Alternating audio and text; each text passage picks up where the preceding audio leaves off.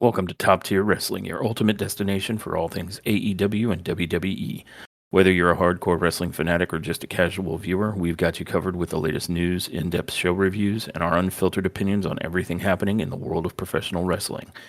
Join us as we dive into the high-octane action, dramatic storylines, and backstage buzz of AEW and WWE. Get ready to step into the ring with us and stay on top of the wrestling world. This is Top Tier Wrestling.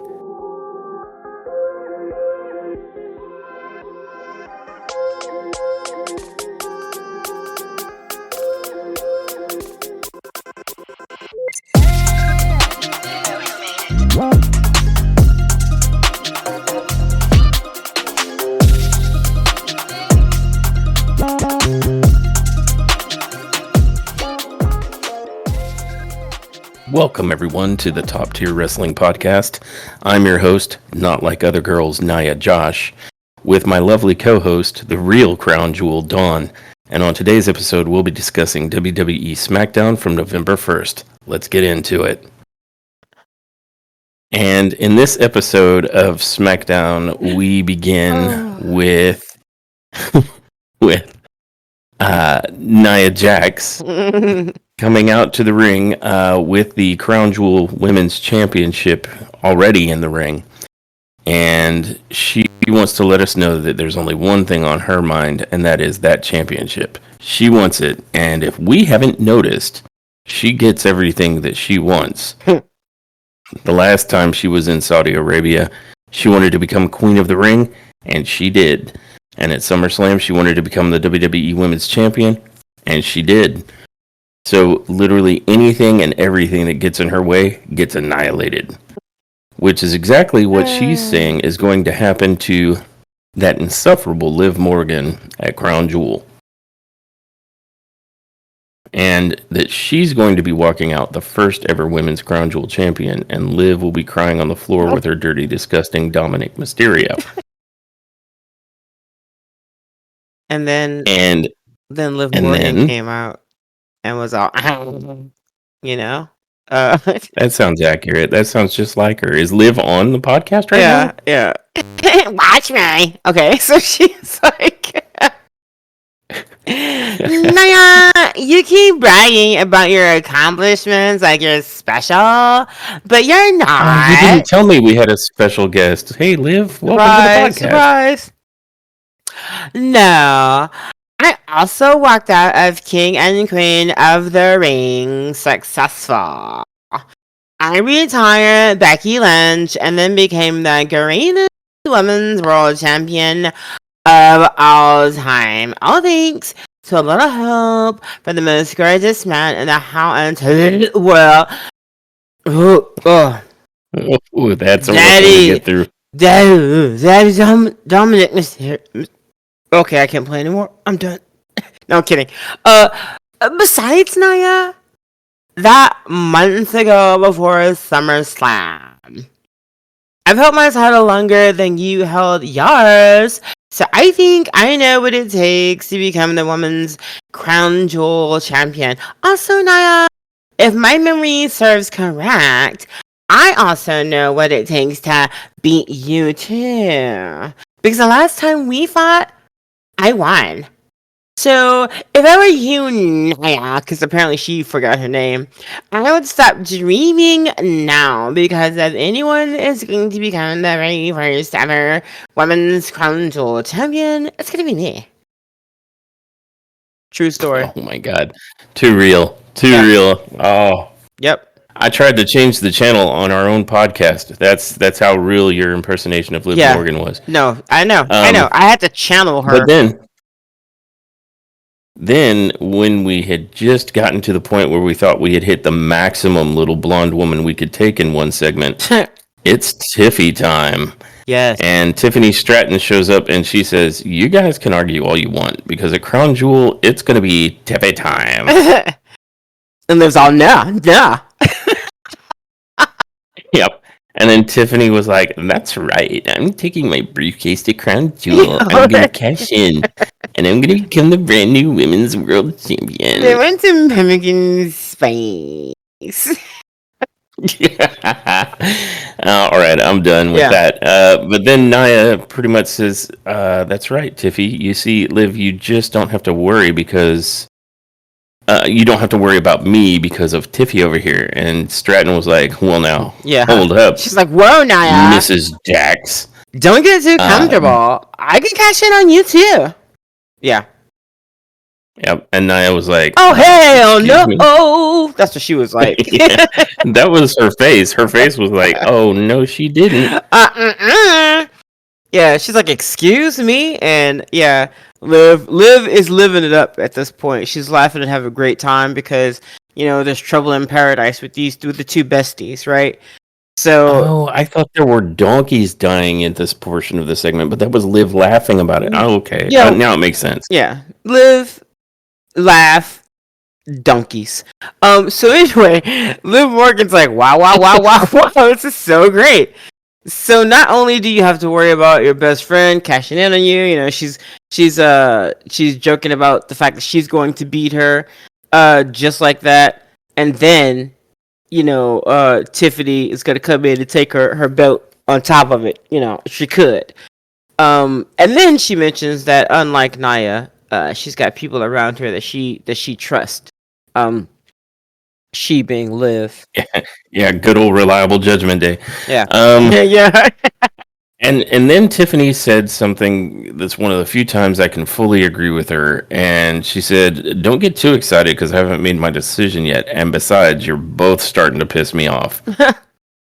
Fully agree. Um, so she says, "Here's what's going to happen. At Crown Jewel, I'm going to cash in and I'll be taking home one of those titles. But there's one thing that can help me make my decision a little bit faster. Liv, if I take that title, does that mean he comes with me?" And she points at Dirty Dom and she says, "I could use a little dirty in my life." And I'm like, what planet are we on that they are trying to convey that Dominic Mysterio is somehow a sex symbol? I'm telling you, it's hilarious though. Even his face when the camera cuts to Liv, Dominic is standing right next to her but slightly behind her, and he's looking with his eyebrows raised like, hmm. But then when Liv looks at him, he's like, "What, girl? No, Yeah, I found that hilarious. I guess they're doing it tongue in cheek, but this is one of those the dissonance is real. I mean, no offense to Dominic Mysterio, but not a sex symbol. Not unless greasy rats are a sex symbol. Yeah. I mean, not in a world where some guy who could be hung up like a piñata and would probably spit out chicky nuggies if you hit him with a stick enough times. Is that a sex symbol? It's just not. Yeah, I mean, right. In the real world, we get it, but this is funny. And I thought, I'm not even sure how Tiffany said it with a straight face, and I guess she kind of didn't because she started laughing almost immediately afterwards. But that whole little scene right there was pretty funny to me, especially the way Dominic Mysterio sold that shit. Yeah, it was funny. But Liv's response I felt was kind of weird. She says, "Well, Tiffany, it seems to me that you already have enough dirty in your life." And I'm like, I don't know what that meant. Ooh, sick burn, I guess. I don't know. I honestly don't know what she meant by that. Yeah. I was like, what does that mean? But, she, of course, didn't clarify. But, I mean, I guess that was like a mic drop for her. I don't know. But speaking of drops, Stratton dropped Morgan right after that with a running forearm. And then I think Stratton started calling Morgan names, pathetic, and she'd be nothing without Dominic.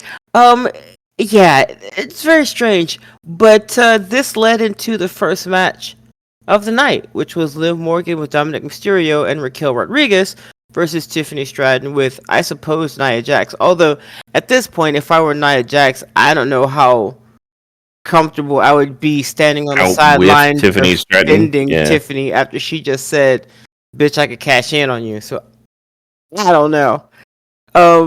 That's okay. Nia was never at any risk because this was a pretty piteous match. Yeah. It felt like instead of an actual first match of the night, it just sort of felt like the end of the promo segment. Felt like a Divas match to me.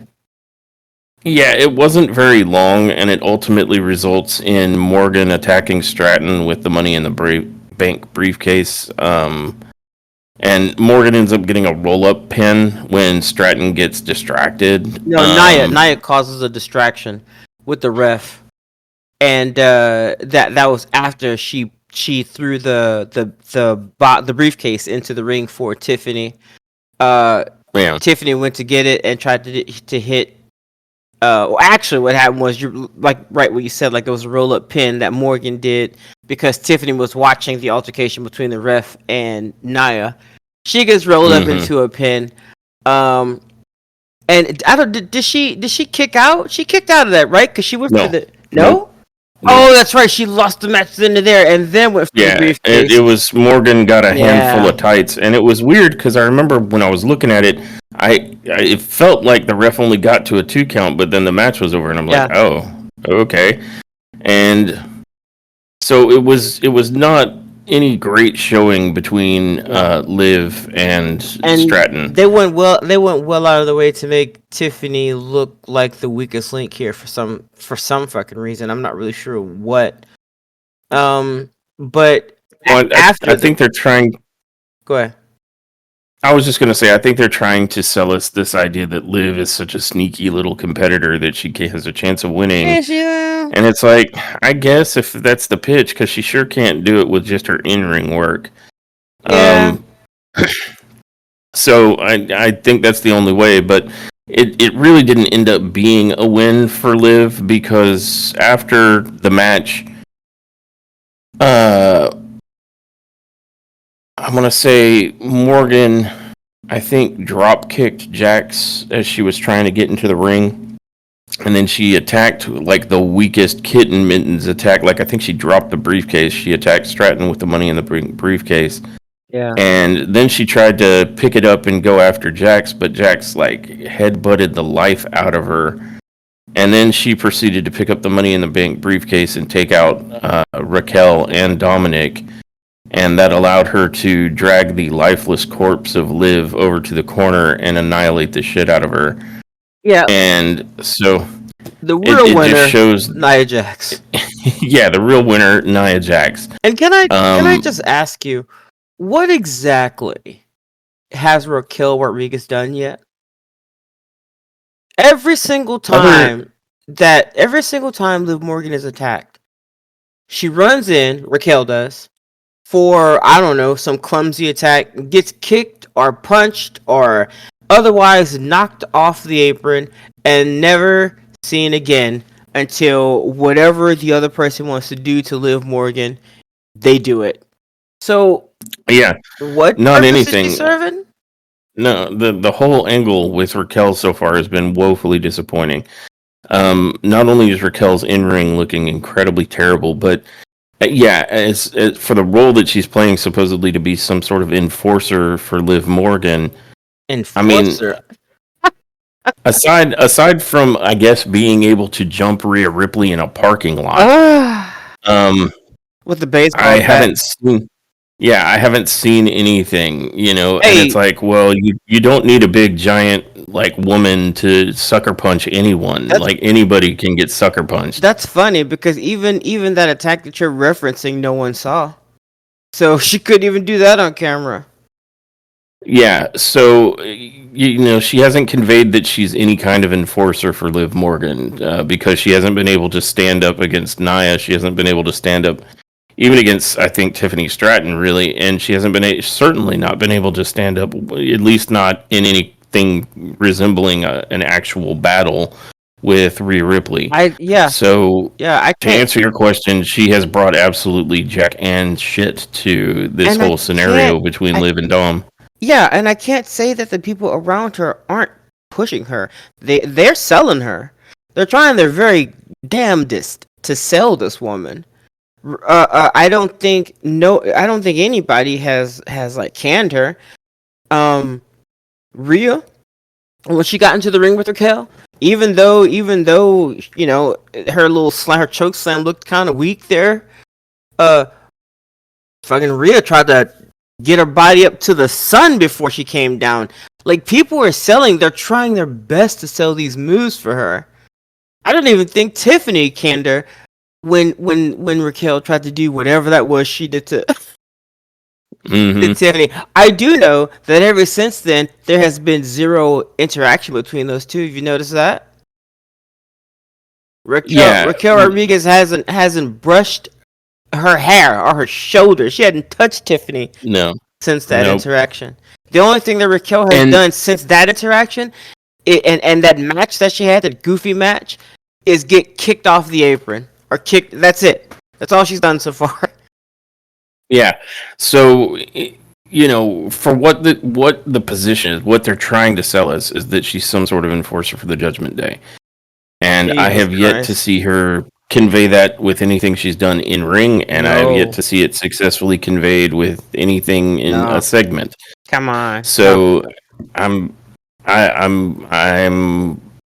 I don't know what more to say about that. That isn't just ragging on it. Yeah, I'm that not. we've done. I'm not for trying to days. rag on her, but I can tell you that I don't think if this keeps up, I don't think we'll be seeing her for much longer. I think they'll end up disbanding Judgment Day before they let this continue, which is unfortunate. Yeah, which is a shame because I kind of figured like maybe the idea was that she was going to be some of the muscle back in Judgment Day because they don't have. I mean, what powerhouse exists in the Judgment Day now? Carlito, please. He's been as lame since he's been back as anything Raquel's doing. Yeah. So unfortunately, you've just got 3 lame ducks and 2 workers in the Judgment Day right now. JD McDonough and Finn can actually work. Yep.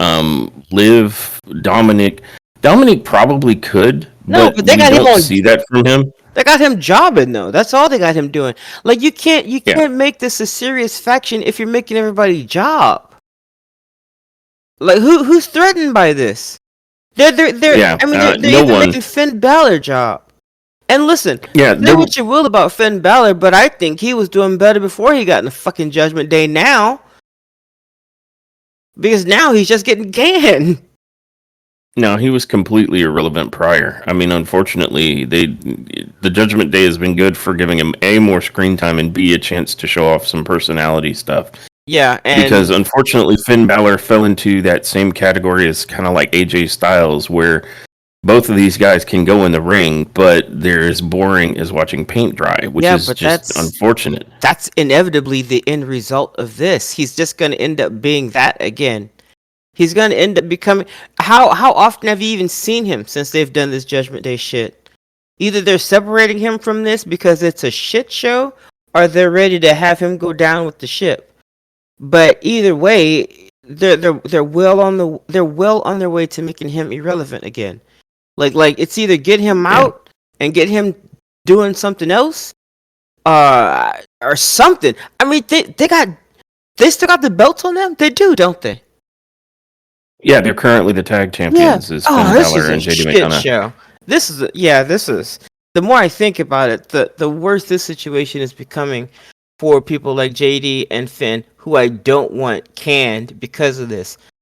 JD McDonough can go, but all he has done since being in Judgment Day is take other people's finishers. That's it.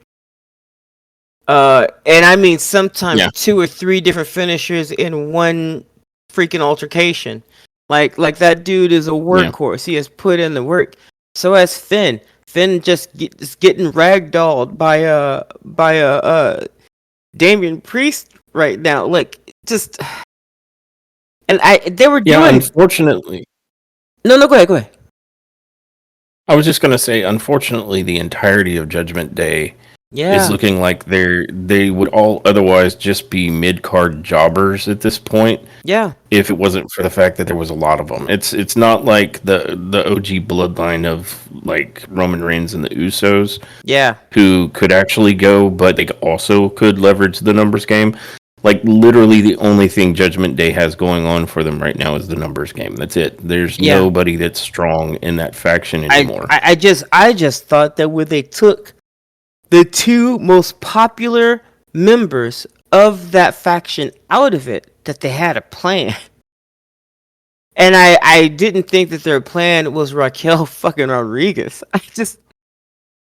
Well, and if that was the plan, if they thought, hey, she'll be the muscle for the group, then she's not holding up. I mean, she's not rising to that occasion. No. Nothing about her in-ring work nothing about her personality. Like, she just comes across as somebody who wants to get in the ring and be unsure of herself and smile a lot, Yeah, she's a which nice does guy. not Like she's work. yeah, like I can't take her seriously as a heel. I even think that's one of the reasons why they won't even let her say she's a heel. All they say is she has good intentions because she's protecting her friend. That's it. They won't even say that Raquel Rodriguez is a heel. She comes out with her shades on and she still smiles like a freaking dork. Like Yeah. So I I don't mean, know, man. I don't feel like she understands the role or is just not good at acting. I mean, she cut a nice promo that one time since she's been part of the Judgment Day, but that's Yeah, it. Like, that's it. otherwise, she has yet to show me anything that says dominant in the ring, and she doesn't have. It doesn't seem like she has the personality for the kind of enforcer that they're trying to have her be. Yeah. I mean, unless I've missed whatever they're trying to do with her, but I mean, whatever it is, whatever the intention is, it isn't working. I mean, again, in this particular segment, the only thing she was able to do was get in the ring for 2 seconds and get clobbered by the Money in the Bank briefcase, only to be knocked back out of the ring. So, it just, yeah, the Judgment Day is looking exceptionally weak right now.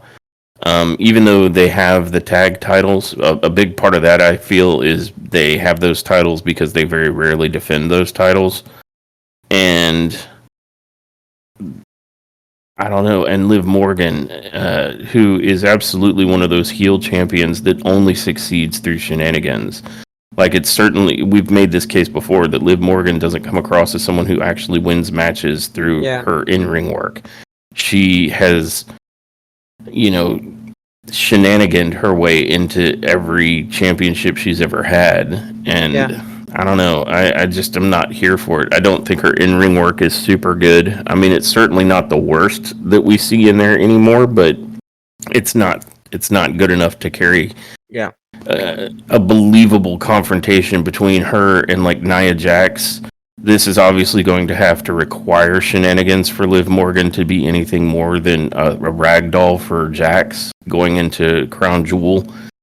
And I will say this: I certainly hope Liv Morgan doesn't manage to sneak out a win at Crown Jewel. I would really be disappointed if that doesn't end up going to Nia Jax, because I'm just over it. Like, I'm not impressed with Liv. I'm not impressed with the Judgment Day. The two best pieces of the Judgment Day left, and now what's left is a bunch of mid card bullshit. I'm really not So I'm really not sure how I don't she know where they're could. trying to go with it. Yeah, I don't know. I don't know how Liv Morgan could win that. And anything that they would try right now would just be weak sauce because they've leaned into Liv being like a little A like little rat. yeah, like I can't wrestle. I'm gonna hide behind other people. They've leaned completely into that. Everything that people used to say about her, everything that people didn't like, they leaned into. So here we are. I'm not really sure what. I don't Yeah, know what they expect the end, and the end or the and outcome to be.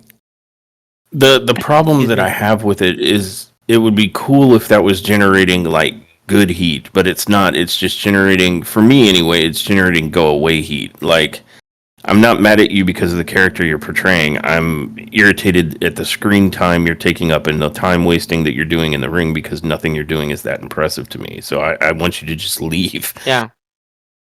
So, bruh. Um, but like we said, Liv Morgan got that win. I don't expect to hear that at Crown Jewel. Um, and I'm kind of Yep. hoping that maybe Tiffany still cash. I need Tiffany to still cash in on Naya, not Liv. Liv. I mean, that'd be weird, right? That'd be very weird for her to go after Liv Morgan. I mean, it was really funny that she dropped that in there or whatever. Unless future plans are to get Tiffany Stratton and some heat with her and Rhea Ripley.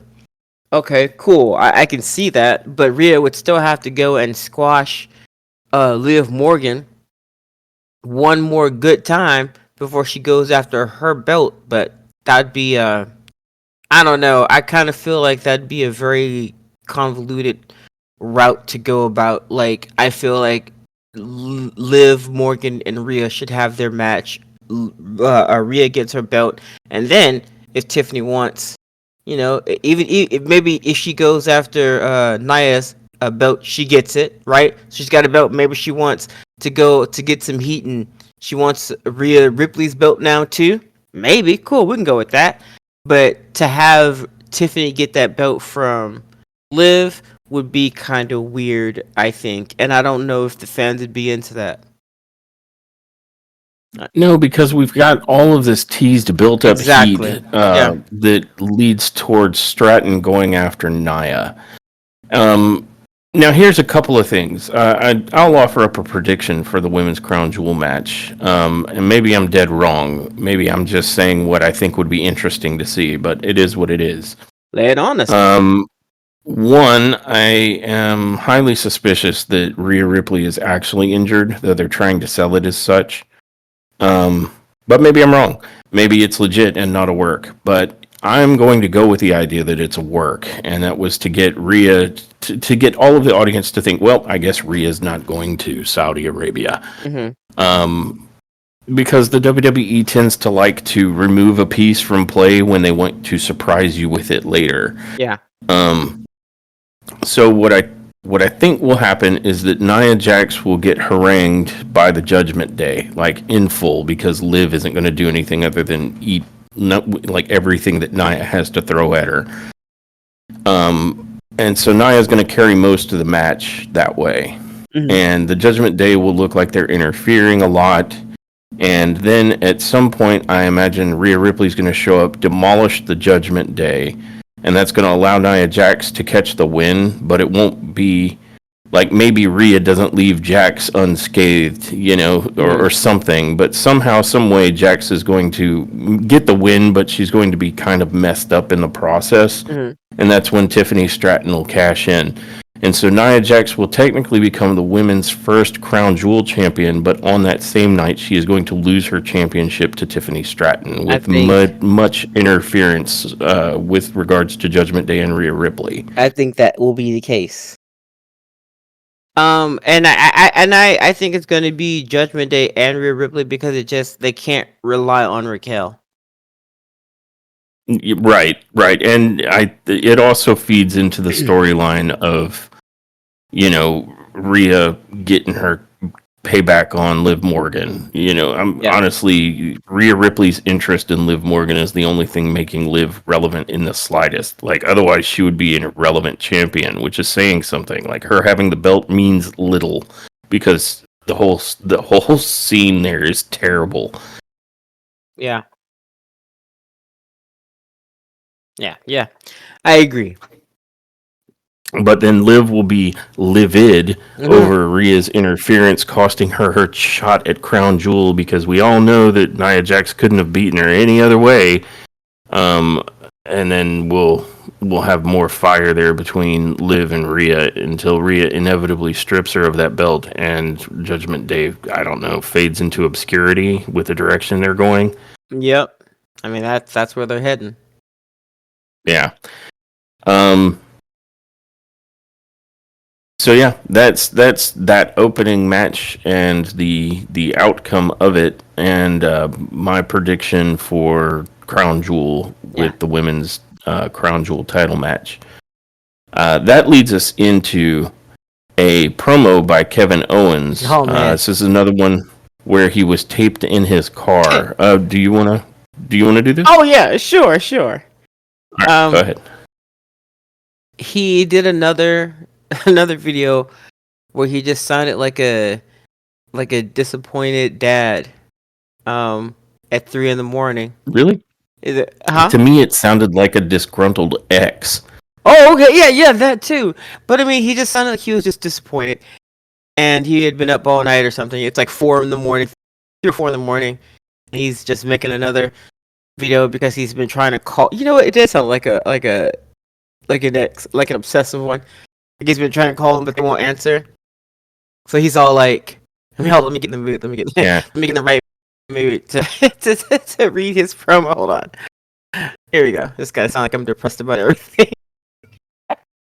And disappointed at my camera phone, just everything. Just think of the Judgment Day right now, and you'll get there. Oh God, there it is. He goes, Randy, I've been trying to call you all week.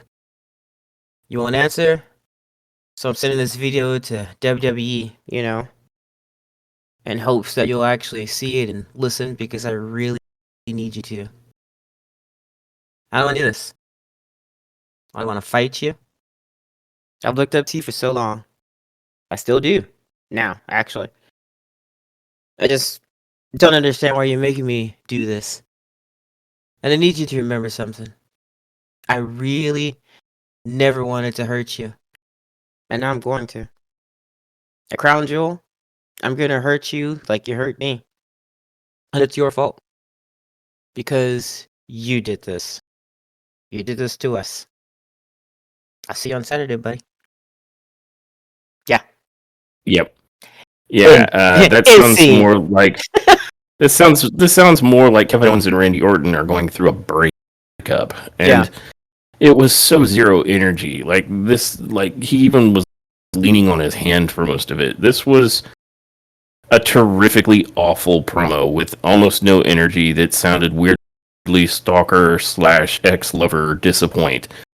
Yeah, here's what I can believe about I'm super not feeling whatever this is. Here's what I can believe about this promo. I can honestly believe that he didn't want to do it. When he said, I don't want to do this, I absolutely believe him. I feel like Kevin Owens, and that'll come into play later on in this particular podcast about this show too. Because not only, he just seems generally uninterested in doing any of this. Okay? Like, I mean, that's literally the vibe that I got. And if you were to take a look at that, gentle viewers, if you were gentle listeners, if you were to take a look at that promo, you would see exactly what we're talking about. Honestly, the way I just did it is I might have put a little bit more life in it than he did. But I mean, I would try to just honestly, like, capture the general vibe that he was putting out in this promo, which was generally uninterested. And I guess the vibe that we're supposed to be picking up on is he's unhinged now. He sounds like one of those crazy keyboard warriors that people talk about. I guess that's the vibe we're supposed to be going with. And or that's something. The vibe that the videos are supposed to give us, basically unhinged. Like somebody that's just, and they sound calm, but like they're completely unhinged. And maybe if in action we saw that, but again, we'll talk about that when the time comes. It just didn't work for me. For me, this promo didn't work. One, because I just felt like Kevin Owens' delivery was so it was so I guess downbeat or almost sleepy that it was boring to watch. And then none of it tracks. There's a disconnect between how things have played out and Kevin Owens' analysis here. That I guess if you're trying to convey that he's unhinged, I suppose, but unhinged isn't what I got. Disconnected is what I got, because Kevin attacked Cody Rhodes outside in front of his bus, and then when he ran into the ring, Randy Orton was trying to just separate him and maybe talk to him, and caught a huge back elbow, which is why Randy responded the way he did, because he got hit in the face really hard. And then later he wanted to go talk to Kevin, and Kevin attacks him in the parking lot. And it's like, so I'm really I'm not picking up this. I never wanted to do this, because you're the one who has solely instigated all of this, and you've yet to offer any explanation with your dumb as shit freaking taped in a car promos. Yeah. So, all of this is going to Nowheresville at this point. I'm so not interested in Kevin. And it started out so cool. You remember? You attach that. Well, let me finish this point real quick. You attach that with Randy Orton and Triple H cutting that promo at the beginning of last week's SmackDown, where Triple H is trying to put Kevin Owens over as this he's different now. He's so unhinged. Yeah. He's too dangerous for me to want to stick you in the ring with him. And I'm just not picking that up from Kevin Owens. It's like he just wants to go somewhere else, it seems like at this point. Yeah, I feel like so I didn't get that him. unhinged Kevin Owens energy. Like Nope. this was just like it landed completely wrong. It doesn't track. There's too much of a disconnect that causes a dissonance, and it has failed to produce in me. Like I had some interest in seeing where this might go after Triple H and our Randy Orton's promo last week, but after Kevin's promo this week, he killed it again. Now I'm like, oh, this is stupid. Yeah. So this fell really flat as a promo for me. Like this is a low point for Kevin Owens. Yeah, I mean, it's a low point because he himself seems generally uninterested in this. Meanwhile, everyone around him seems to be working extra hard to sell this.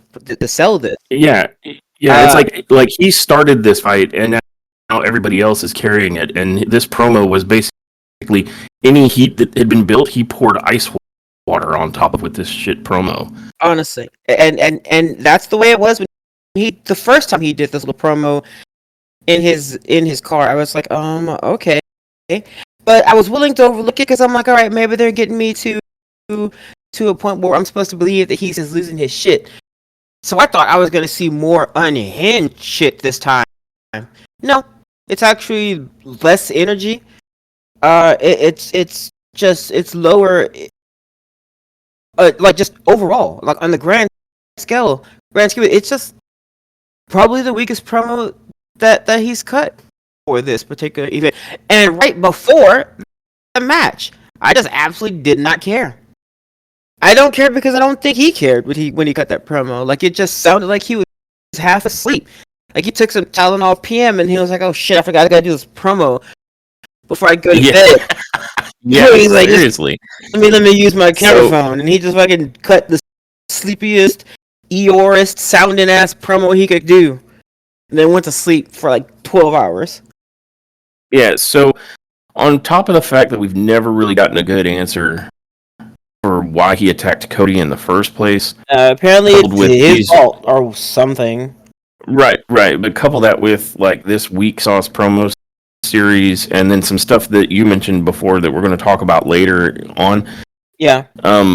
I just don't feel that Kevin Owens is selling this angle very well. Yeah. Like I don't think he wants to. For whatever reason, you know? But he also didn't want to talk it out, and he didn't want to, in two promos, he had a chance to explain himself, and he's doing about as good a job explaining his position on why he attacked Cody as Jon Moxley is explaining what the hell the Moxley crew's intention is for AEW. Yeah. In terms of they've taken a lot of promo time to still fail to convey whatever the fuck it is was the issue, Yeah. So, like, get to the freaking point, pal. And make me believe it, because I'm really not feeling whatever this is. It seems very like contrived and time wasty now. All I know is Kevin Owens thinks that it's their fault. Whatever the fuck that is, I don't know. Yeah, and he never wanted to hurt anybody, but he has done nothing but attack people. Like I never wanted to hurt you, but you took someone else's side, and I'm 12 apparently, so I'm going to attack you outside for picking sides.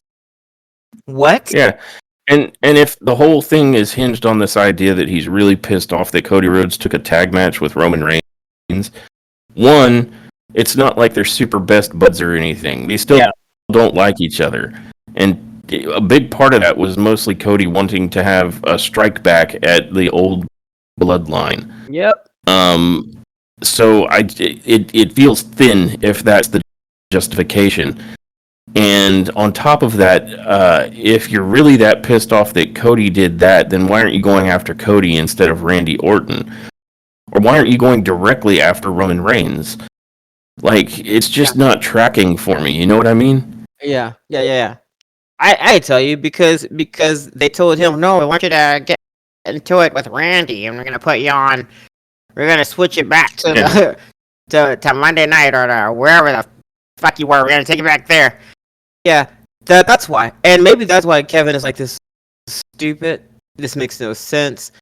But if that's even if that's the case, buddy, you still you've been in this industry for like you said when you first started cutting promos for this dumb shit. You've been in this industry for or in WWE for 10 plus years now. You know how this shit goes. Even if you don't want to do it, the sun will rise again. Fucking do what you gotta do. Cut a mean promo, get into a match, and then just move on. You are doing it this way, half-assing something, is a discredit to your career, and it's a disservice to the fans that freaking love you. So, and the other part of it that doesn't make it track is like apparently Kevin felt strongly enough in storyline to betray his longtime friend Cody Rhodes and to attack his longtime, I don't know, hero, mentor, whatever, in Randy Orton. Yeah. But now he's cutting these sleepy ass promos like he doesn't give a shit, and it's like, well, you gave enough of a shit to cause the trouble. So it just, this is becoming WWE's make it make sense, like AEW's MJF and Adam Cole. Yep. Yeah. No, you're right. You're right. So I'm not trying to harp on this promo for 30 minutes or so, but because I mean it wasn't that long, but it wasn't that long, but it felt like it. It was very sleepy. Even when I recited the promo back in the same manner, I felt like I was reciting something for a freaking hour. I feel like we just did a 3-hour podcast because I read the slowest, sleepiest promo known to man, and coming from Kevin Owens, that's just honestly, this promo took some interest away I had in watching the match between him and Randy. Yep, precisely. That was the last point I was going to make, and I'll just agree with you then. This poured ice water on the match just prior to the event, which is the opposite of what you want a promo to do for a match coming up. So, yeah, way to kill it. Yeah. But that leads us into the second match of the night, which is the Street Profits with B-Fab, who was wearing her wrestling gear. So initially I thought, B-Fab going to wrestle? Yeah. Who's coming out? And it was versus Pretty Deadly. And at first I thought, oh, I'm mistaken, so I guess she isn't going to wrestle. But a little bit she did.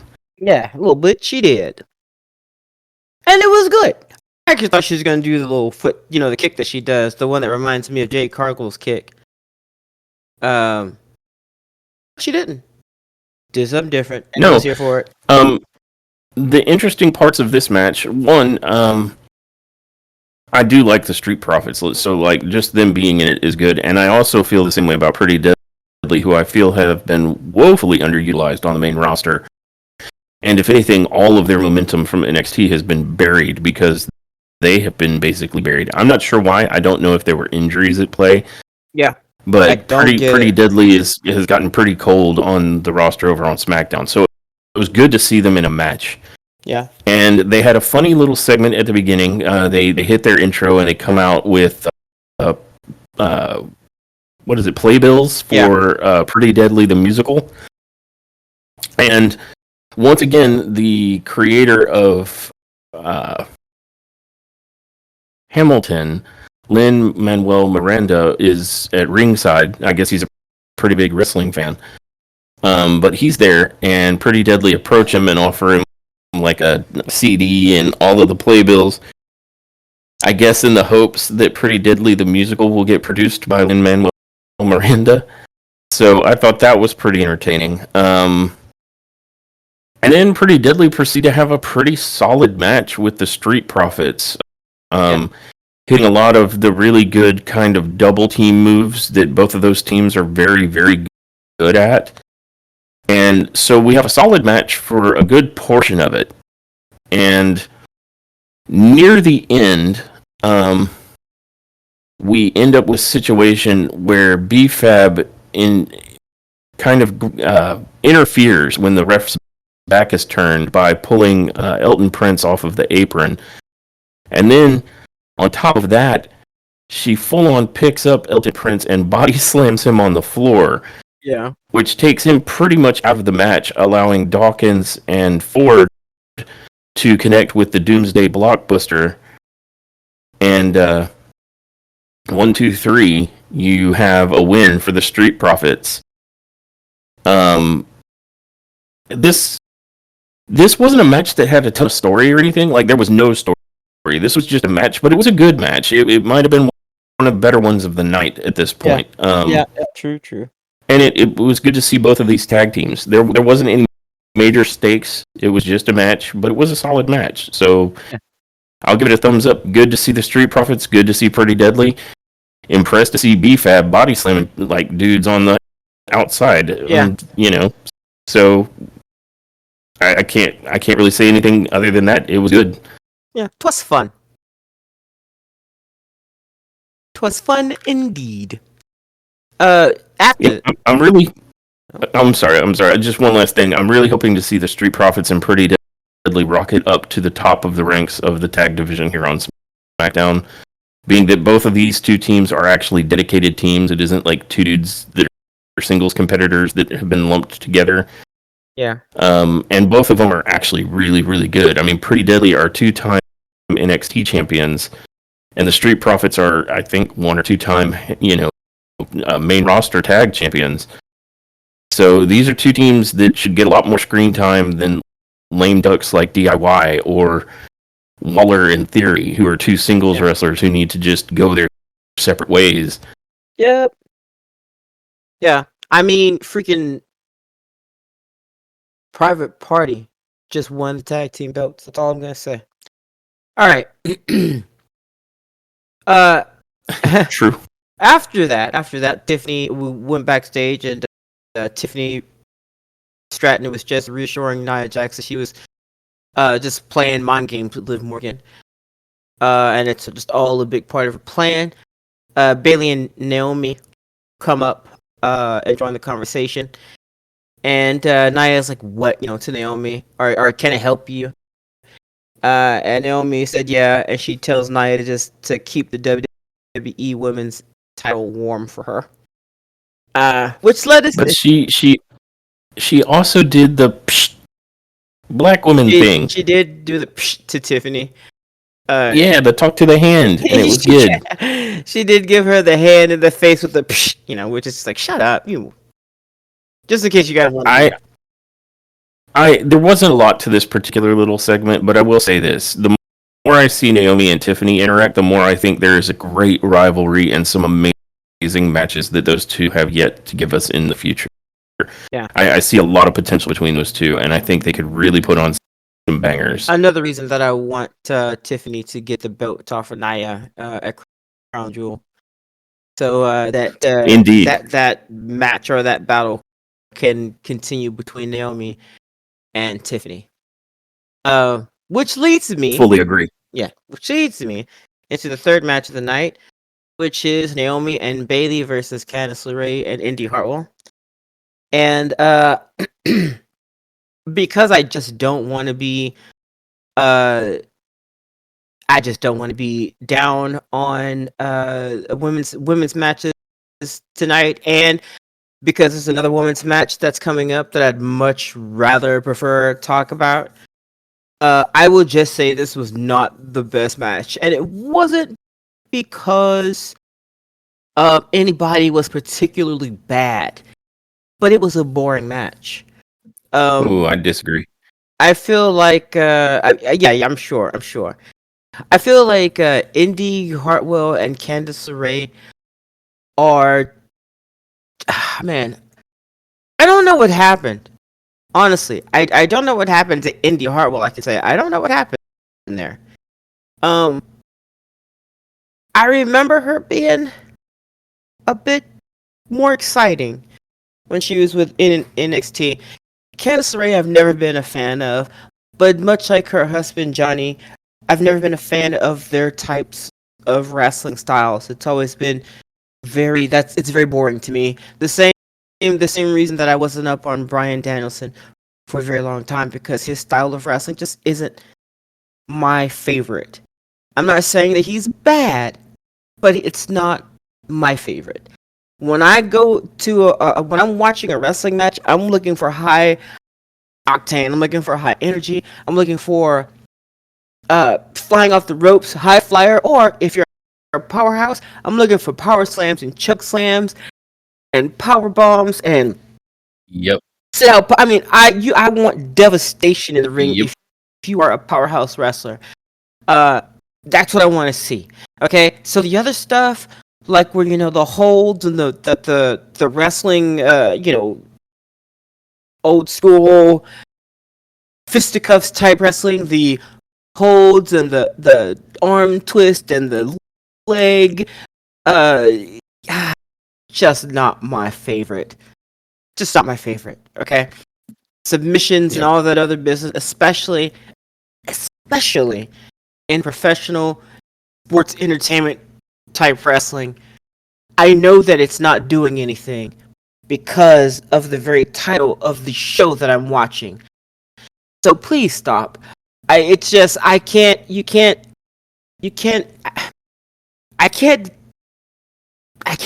it make sense in my head. I can't make my brain sell a move like that or a hold when I'm watching like AEW or WWE. If I'm watching something like that, then I look just jump off some ropes, slam some people, give me some lariats, power slams, sit out power balls. Give me some of that, please. I don't want you holding somebody's elbow for 10 minutes while the audience claps and tries to yeah, woo, you got it. Like, yeah, sure. Stop, please.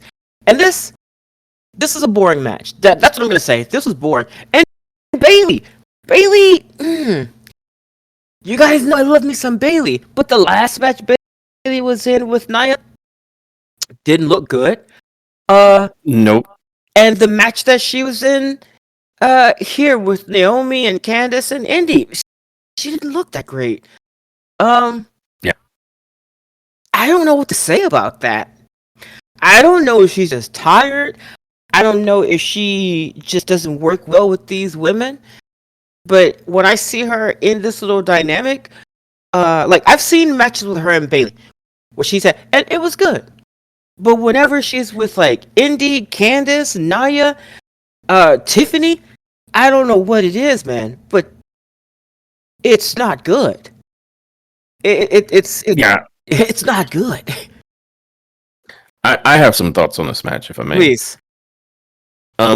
With regards to what you were just talking about with Bailey, I don't think Bailey and Nia have the greatest chemistry. I see better matches with Nia and Naomi. Yeah. And I think part of it is that Bailey's trying to do things with Nia where Nia's immense size difference to Bailey makes it difficult. Yeah. So that I think is a Bailey Nia issue. Just their in-ring chemistry isn't quite there. That said, in this match, I legitimately think Bailey was to some extent playing down because she's trying to put everybody else in that ring over. Okay. And part of the problem is that she's playing down. Not that she needs to for Naomi. Naomi can stand on her own 2 feet. Naomi's in-ring work has gotten to be really, really good. But the same can't be said of Hartwell and LeRae. No.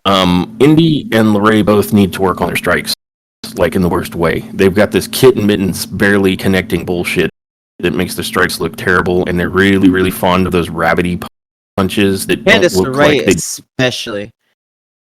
Her stupid little punches. LeRae, yeah. And, Hartwell did it too. There was a point where Hartwell was doing stomps, I think I think it was to Bailey, and it was these little rapid bullshit stomps. And I'm generally just not a fan of those rapid kicks or punches or anything because they look like you expend a lot of energy to accomplish very little. Yeah. And any strike that you have to do that many times was bullshit to begin with.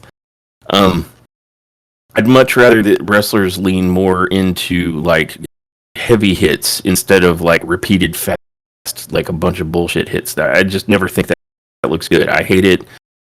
No matter who's doing it. I'm particularly offended by people that do rapid fire headbutts. because a headbutt is supposed to be devastating with one of them.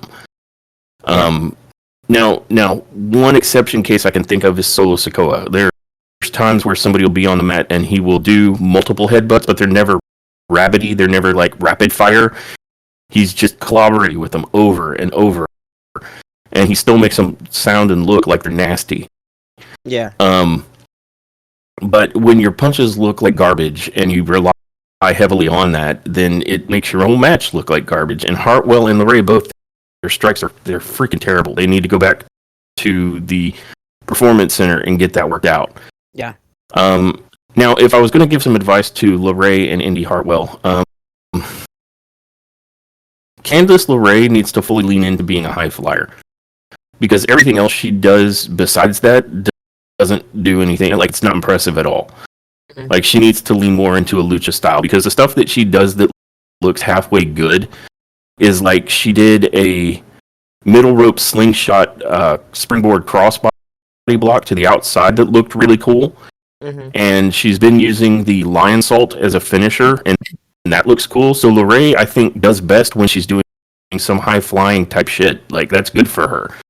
That's the only stuff she does that I think looks worth two squirts of piss. Yeah. And Indy Hartwell just altogether needs to tighten up her entire game. Like, there's a nonchalance or a lack of confidence or something when she's in the ring that just doesn't look good. Yeah. And it makes it so that almost anything she does, like, doesn't look that great. Like, she's one of the few people I've seen do a sidewalk slam, and I was like, oh. Yeah, you know what I mean? Yeah. So there's something that she needs to work on with regards to tightening up her in-ring work. Because she's a huge Amazon. Like, she's right. Like, her hips go up to where LeRae's head is. She is super big. And so, you know, for someone of that size, you would think a powerhouse, right? Yeah. And I think she could get there, but she needs more work. As it stands, she looks unsure and kind of bad with some of her spots in ring. And that really, really isn't helping her, especially with as little TV time as she's got. She needs to make it really count on her spots to make it worth putting her in that ring and giving her more TV time. Yeah. So between Bayley kind of playing down and LeRae and Hartwell not looking great, this ended up being kind of a Lulu match. Plus, it was sort of a confused finish. Yeah. Like, it was weird. Like, where LeRae goes for the cover, but she's covering not the legal competitor, and this is after Bayley, like, smashed into Naomi, who was on the ring apron, and knocked her off the apron. And so they go for this, like, false finish where, you know, you're not the legal competitor. And then Naomi runs in and connects with the rear view to pick up the victory. And it just felt like, between a relatively lackluster match up to that point and sort of a confused finish, this really wasn't a great match. Like, it just felt awkward. It was a weird one because the ref let it go on after Naomi tagged in. Like, she mentions that the tag was good, and apparently Candice and Indy just, it went in one ear and not the other, apparently. And they just continued with their move, but the ref allowed it to happen. The ref just allowed them to continue doing the setup to Bayley, who beforehand had done a Bayley to belly, which looked good. I wanted to point that out. But she just went ahead and let this take place, and then when Candice goes in for the pin, then the ref's like, nah, not the late. And I'm like, well, why did you let all of that happen? Well, and to make it even more weird and awkward, there was a point where Corey Graves even said, well, if that's the case, why wasn't she counting out Naomi, who's been outside of the ring for more than 20 seconds? Exactly, yes. I think he said something hyperbole, like she's been out there for 4 minutes or something. Yeah. But yeah. I mean, even the announcer thought that looked weird and that the officiating was strange. So you ended up with a relatively mediocre match with a very strange finish, and ultimately kind of a wah-wah, you know, as matches go. It was a wah-wah match. It was, yeah. And I know I said I didn't want to harp on it too much, but I mean, there was kind of a little bit to talk about here. in the badness of this match. But it all we do get something good later, ladies and gentlemen. So just hang tight. Something gooder comes along. Yes, probably what I would consider to be match of the night. I would agree. We've had what, 3 women's matches now? 2 so far, 2. So of the 3 matches, 2 of them have been women's, and I think this is going to be a rare segment where we get 5 matches on the SmackDown. Yeah. So we've got another women's match that will be coming up later, and we have the main event, which is going to be a men's match. Yeah. And so 2 of the 3 matches we've seen so far have been women, and they've been kind of Lulu, with the one good match we've had so far being Pretty Deadly and the Street Profits. Yeah. Which you could technically say was like a mixed tag team match between two ladies named Pretty Deadly. No, I'm just playing. I am kidding. Well, I mean, I hear you, but you almost could say it was a mixed tag team match because B-Fab basically won that for the that's Profits. true. Yeah, she did come in with the freaking body slam. Yeah. But then, guys, she looked great doing it. By the way, kudos to her and Pretty Deadly for making that look as good as it did. I mean, it was good. It was. But then, after the depressing match between Naomi and Bailey, or with Naomi and Bailey and Candice LeRae and Indy Hartwell, we got a nice segment between Roman Reigns, Jim Uso, and Jey Uso. So this is basically the conclusion of last week's ending of SmackDown. Or actually, it's more like the conclusion to Monday's opener, where Jimmy was there with Jay, and he asked Jay to come around to Friday Night SmackDown and talk with Roman. And Jay said he would be there. Yeah, it's a little bit of a weird segment because it was a continuation of the segment at the end of last week's SmackDown, because they pre-taped this SmackDown. So this is a segment that most people were spoiled with, because people that were actually there at the live show saw it and taped it on their phones and put it on YouTube. Yeah. So Roman Reigns and Big Jim come out. The OTC and Big Jim come out, and Jimmy starts with Big Jim and the OTC are now in your city. Can I keep it 100 with you all? Yeah, that kind of business. And basically he's telling Roman that he's done, and I don't want to read it verbatim, but he's basically asking Roman to listen to Jay, to hear him out, to squash the beef between the two of them. And he even reminded the OTC about some of the things he would say, like stronger together. And he even reminded him like we're not solid, not yet. And then, while he's saying, "I need you to squash this business with Jay," and he's kind of repeating it, but in different ways. Different ways of saying, "I need you to squash it," and even the audience picked up, the squash the beef chant. I did like that. I liked that the audience at a certain point was chanting, "Squash that beef, squash that beef" to him.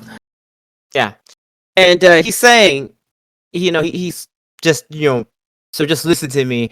All I'm trying to say to you is this. Basically, he's literally repeating, like, if we don't come into this thing together, then we're gonna lose to Solo and his bloodline and all this. And then Roman extends his hand out for the microphone, and Jimmy's about to give it to him, but then Jey Uso's music cuts. That's on. Uso. And immediately the audience is alive again. Which, by the way, They are. the audience was very responsive, which is why it was very. The silence was deafening in the match between Naomi, Bailey, Candice, and Hartwell. Yeah, Like the audience, there was zero just pop for not anything interested. going on there. They were not Yep. interested. Not for the openers, not the songs, nothing. They were just not here for it at all. So take that, take that for what you will. They weren't here, but they were here for Jay when Jay came out. Jay's music pops, people lose it. Everybody's yeeting all over the place, and every once in a while they would show Roman's face, which went from like shock to slight look of being impressed. He went through the facial and physical emotions whenever Jay got into the ring and his music stops and people are still singing it. They were still down since day one ish. They finished that freaking line, like a Chris Jericho song, like a Chris Jericho opener. They finished that song with or without the music. They sang the rest of it. Yeah, which was again, and I think Roman found that impressive because he was looking around the stadium like, what the? Because I mean, hey, things have changed since the last time that these men were all in the same faction, right? Jay is not the same dude, and I think it's brilliant of them to remind us that he was main event Jey Uso, and then put him out there and make him that name again. And the audience ate it up. I mean, they ate it up. And not only did they eat that up, they ate up the OTC almost immediately as well. The second Roman left, people were chanting, "We want Roman." So they were already letting him know, "You come back."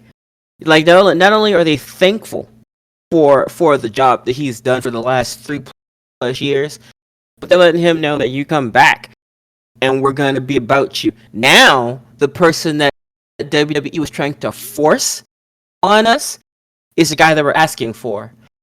And now you don't have to do nothing but just be yourself. Now he's got the right idea of being a face. Roman is like the perfect face now. He comes out, says very little, stands there, looks like a badass, and then obliterates things. Like, that's chef's kiss. Yep. That's exactly what you want. So they couldn't have crafted Roman Reigns. They couldn't have crafted this character better.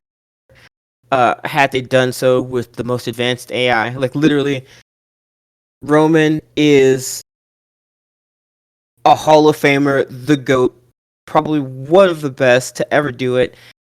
And I think now the fans are expressing it to him. So now, you know how he had problems. Now they see it. Now they see it. But you remember whenever he was a heel, how he would get upset whenever other chants for other wrestlers happened around him. And then people would like boo him or whatever. But now, not only, and this is I think is really cool on the audience's part, but not only do they chant Jey Uso's yeet, but they also let Roman know, hey, OTC, OTC. Like, there is no space for him to go, what about me? Nope. It's all about you. It's all about you. It's all about him. It's all about Jimmy. Let's get, like, none of these men can do wrong right now. So it was so good. So then Jay comes out and he basically tells Roman how it is. He's telling him he only took the match to get back at Solo because he cost him his championship. And he's messing with the family. Yeet, yes. But then he was like, hey, this right here though, us three, it's not all the way fixed. You know how you do. And if I can be honest with you, Oos, but basically, he was basically letting he was. Go for it. No, I'm not. I honestly don't want to read it like verbatim or anything. But I'm giving them a recap. To let them know, exactly the intent. Although it's really, I could read this all day as Jey Uso because I wanted to be him when I grew up, guys. So I don't know if you guys know that. I won't do it. You went on to say it's taken all of what's inside of him to be standing in that ring next to Roman. Yeah, side by side. And he's like, because he says, because I remember. Yeah. Yeet. I didn't see what you did to me. Yeet. How you did me. Yeet. Physical damage. Yeet. Oh, yeet. And he says emotional damage, Oos. But I think he broke up the emotional damage, Oos, because you know exactly what everybody thought whenever he said emotional damage. You know it. I even think I heard somebody in the audience yell it. Like, emotional damage. And he said, man, mental damage. Yeet. Yeah. Still showed up. Because that's what family do. And then, audience is like, yeah, woo-ah. Yep. And for the ones before us and the ones after us, we got to show them family above all. Yeah. But then he tells Roman, and the whole time Roman is you can see Roman absorbing what is being said to him, listening, not necessarily making a face that says anything like indignation or nothing, just processing what is being told to him. And Jey says, with this time around, you're not gonna tell me what to do, how to do it. I'm not your lackey. I'm not your right hand man. I'm your equal now, and the audience erupts. Yeah, they loved that. Yeah, and then he goes further to say that all of us, all three of us equals, all right, side by side running this thing like we used to back in the day. And then he tells him, he's like, I'm telling you right now. He tells Roman, if you ever speak or treat me with the slightest disrespect, I'm gone. I'm out. And if you don't like what I'm saying, you can walk too. Or you can act like my cousin and not like my tribal chief. And then I'll see you tomorrow at Crown Jewel. And he basically sums it all up with, we can do it together. So what do you say? Are we going to do this damn thing or nah? And the audience is losing their shit. They're waiting. Responding for Roman. Roman's got the mic. Squash that beef. Yeah. Squash that beef. And they're waiting for that response, and he's got the mic in his hand, and they're still, yee, they're like yelling there. They're doing, the audience losing their shit. So then Roman gets the mic, and he looks Jey in the eyes, and he goes, yeet. And the audience explodes. Like, this was the world's biggest yeet. The yeet heard around the world. This is the OT yeet. The OT yeet, the tribal yeet. Yeah. This was the tribal chief yeet. It was strong. Yep. And the segment ends with all three of them putting their ones up to the sky. Yeah, but that wasn't... Yeah, and with the crowd chanting, put them up. I thought they were saying hug it out. And maybe I'm wrong. I thought they were chanting for him to put them up, and that's when Jimmy did, and then Jey did, and then finally Roman did. The coolest dance ever. Yep. Again, I want to be Jey when I grow up, guys. In another life, Jey. I'm gonna think real hard and pop into Jey. Wait, that didn't sound right. All right, so anyway. Oh my. Don't like that. No yeet on that. But that's how the segment closes. They are all putting their ones up, and it was really cool. And the audience was losing all of their shit. And then this was probably the segment of the night. Yeah, and then they killed all the momentum by showing us Brian Saxton's Byron. Yeah, Byron's dumb potato head. You laughing, but it didn't. It did, I don't know if it got picked up or not. I just heard you losing your shit. I'm sorry, Byron Saxton's potato head is so accurate of Yeah, I description. don't know. He looks like a little. I don't. It looks like a little light bulb or something. I don't know. His head is strange shaped. But he's back there with an interview with the Motor City Machine Guns. And basically they're just saying their goal is to be the greatest tag team of all time. And then A-Town Down Under came over. And we had Grayson Waller and Austin Theory. We had those two talk shit, I guess, to Kinda. Motor City. The funny thing is, though, Grayson invited, I don't know the names of the Motor City. I don't know. I think it's Sabin and Shelley. Yeah, and I think it was Shelley that said what the funny thing, but Grayson invited them to the most popular show in WWE, like on WWE, and I think Shelley was like, "Yeah, we're gonna be on Miss TV."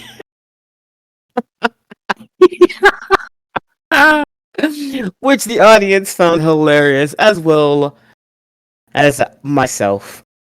But like they're like, no, Grayson Waller effect, and they're like, oh, okay, cool. So yeah, pretty much. So they agreed. MCMG agreed to be on the Grayson Waller effect next week, and that was the point of that little promo or that little segment of little Byron Potato Head Saxton. Byron the Potato Saxton. Which led us into the fourth match of the night. Bianca Belair. The fourth match. With Jade Cargill. Versus Io Sky with Kairi Sane. Versus Lash Legend with Jakara Jackson. Versus Piper Niven with Chelsea Green in a fatal 4-way match. And for me, this was match of the night. Me too. Easily. Yeah, me too! Me too. Was this your match of the night? Me too! Yeah. It was really good. So, this was a sneak peek of what's to come at Crown Jewel. Yeah. Because this was only half of each of the teams that are going to be involved in the Fatal 4-Way for the tag titles at Crown Jewel. So, only Bianca Belair was wrestling, and only Io Sky was wrestling, and only Lash Legend was wrestling, and only Piper Niven was wrestling. The other halves of their team were just at ringside as support. Yeah. And man, these ladies, there was not one lady that didn't bring it. You know what I could say? Yeah. I would say Bianca Belair was in the match the least. And I think that was on purpose to let all these other ladies really freaking shine. And shine they did. And boy, howdy did they. Yeah, absolutely. Lash Legend looked like a freaking legend. Piper Niven looked alpha dog dominant, man. Boy, they made her look good. Even Kairi looked good when she did some shit on the apron there. Jade Cargill looked good. Chelsea Green, like, they weren't even in the match, but the stuff they did outside on the sidelines when they interfered, everything looked good. Like, go ahead, Josh. I know that you want to talk about the particulars of the moves and whatnot. Please do. Oh, I felt like this was like an AEW match. There was such good in-ring on this one. Mm-hmm. I mean, you couldn't put it better to say that every woman in this match looked good. And you're right. Yeah. Even all of the women on the outside of the match looked great. And, I mean, Lash Legend is absolutely a legend. She was a total powerhouse. But, as you pointed out, there was a point where Piper Niven looked really strong. Io Sky had her moment, Yep. and everybody was looking good. Bianca looked good. It was a banger. I mean, for me, the move of the match was the 9 feet in the air super Oh choke my and goodness! Legend drills Io Sky with, From the and this was heavens. that. I mean, it was on par with any choke slam you have ever seen in the history of that move. Like, Yeah. take the best choke slam that the Undertaker ever threw, the best choke slam that Kane ever threw, the biggest choke slams that Big Show ever threw, or if you're going on and looking over in AEW, the choke slams from Lance Archer or Luchasaurus, or even Big Bill. Yeah. Hey, if you're new, if you're young, yeah, Big Bill, choke slams from him. You don't watch AEW? Damian Priest. Just think of the biggest, like, kiss the sky, and then I will slam you underneath the ring. Think of the biggest choke slam you can, and that's what you got from Lash Legend. She freaking, both of them, her and Io look so good together in the ring. Man, I am so excited to see this match at Crown Jewel. I'm so excited. This match for me built heat that I didn't even know was gonna be built. I at first I was like, this is gonna be a throwaway match. Jade Cargill and Bianca Belair are gonna win, and I still feel like they're going to win, but I don't feel like it's gonna be a boring throwaway match now. No, I feel like these ladies brought it, man.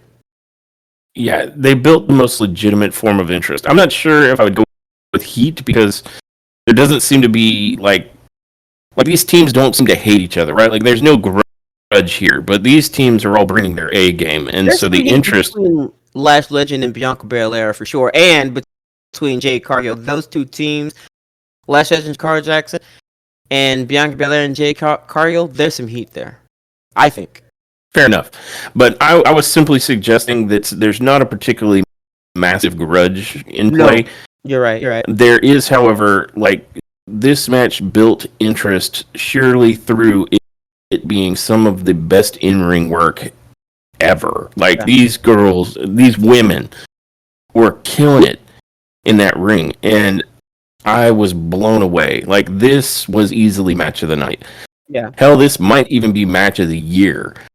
Or at least a contender, because these ladies were killing it in that ring. Yeah. It is a compliment that I say that this was like watching an AEW match, because AEW's wheelhouse is multi-person matches with a lot of high spots, and that's exactly what this was. Yeah. There was a point where everyone looked shiny, no one was buried, and the in-ring work was flawless. Nobody botched anything. It all looked fantastic. Yeah. Io Sky's acrobatics and aerials were fantastic.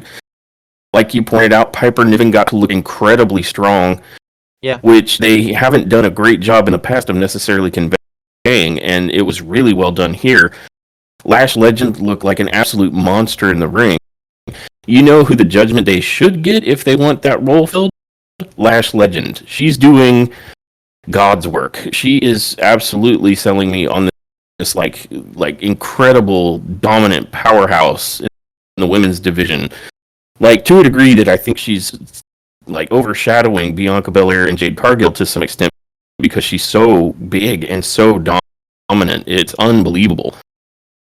Yeah, and I'm here to see her and Jade Cargill go at it. There was a point where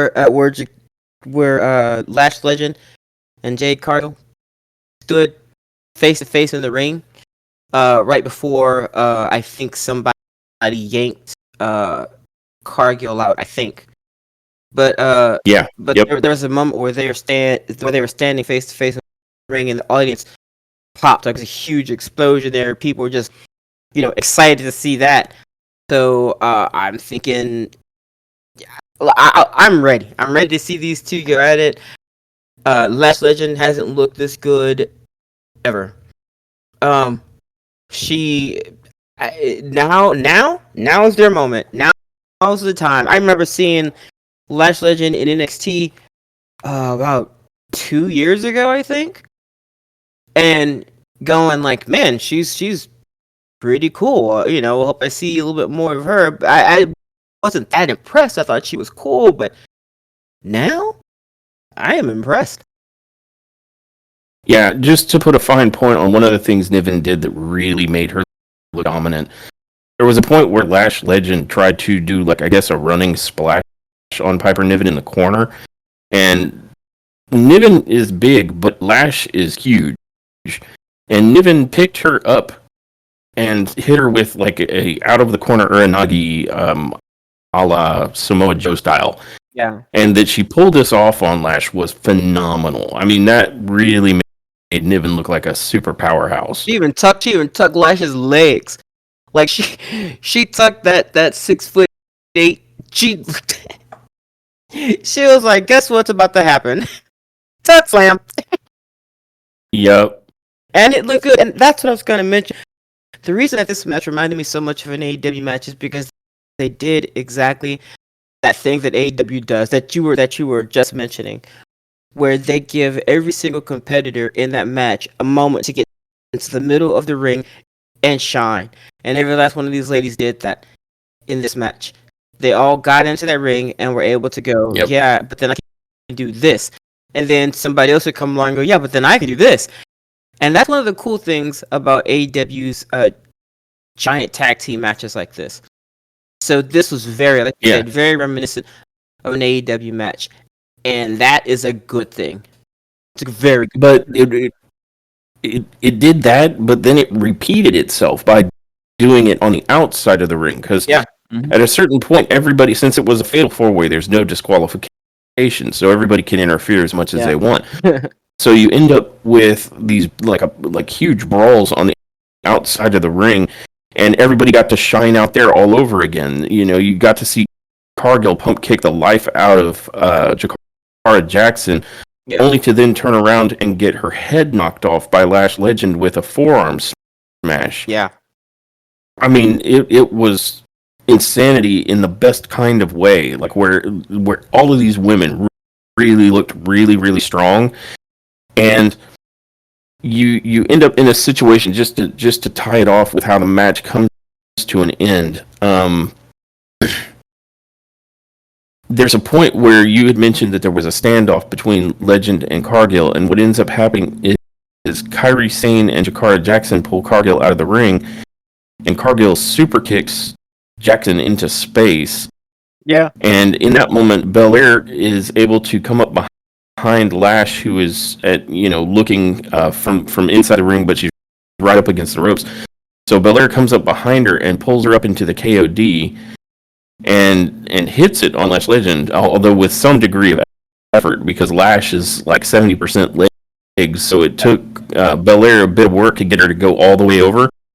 But she still hit the KOD, it still looked really good.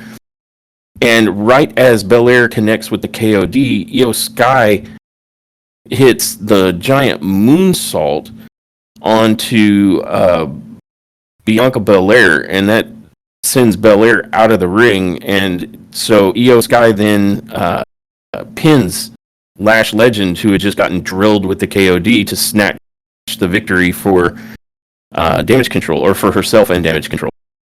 Yeah. And so it once again shows us, like, this was smart, because anybody who's looking at this matchup is probably thinking that Damage Control look like the smallest members. I mean, they're even smaller, certainly smaller than Piper and Chelsea Green. Yeah. So they gave this win to Damage Control to show you that this is still anybody's game, and that they just lit this matchup on fire for interest. Like, it was fantastic. Yeah. It showed us it was still anyone's game, and it was believable. Yes. Yep.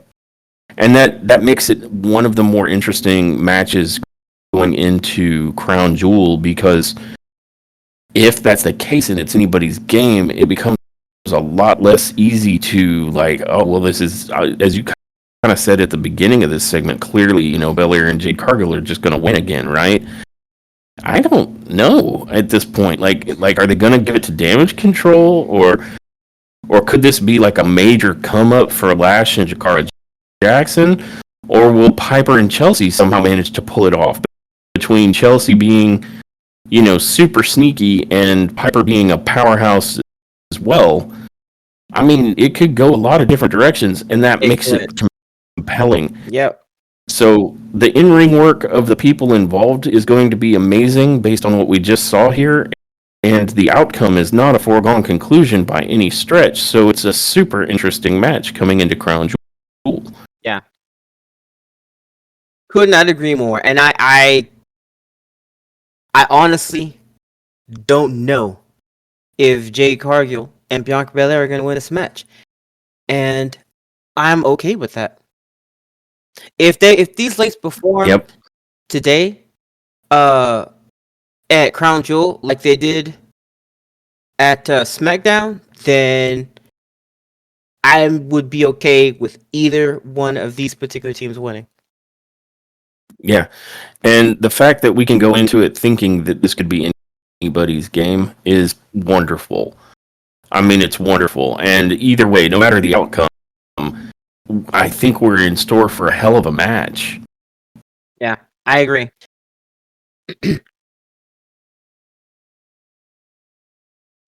So, coming away from match of the night, we are taken to the back into the locker room where we have Cody Rhodes and Randy Orton.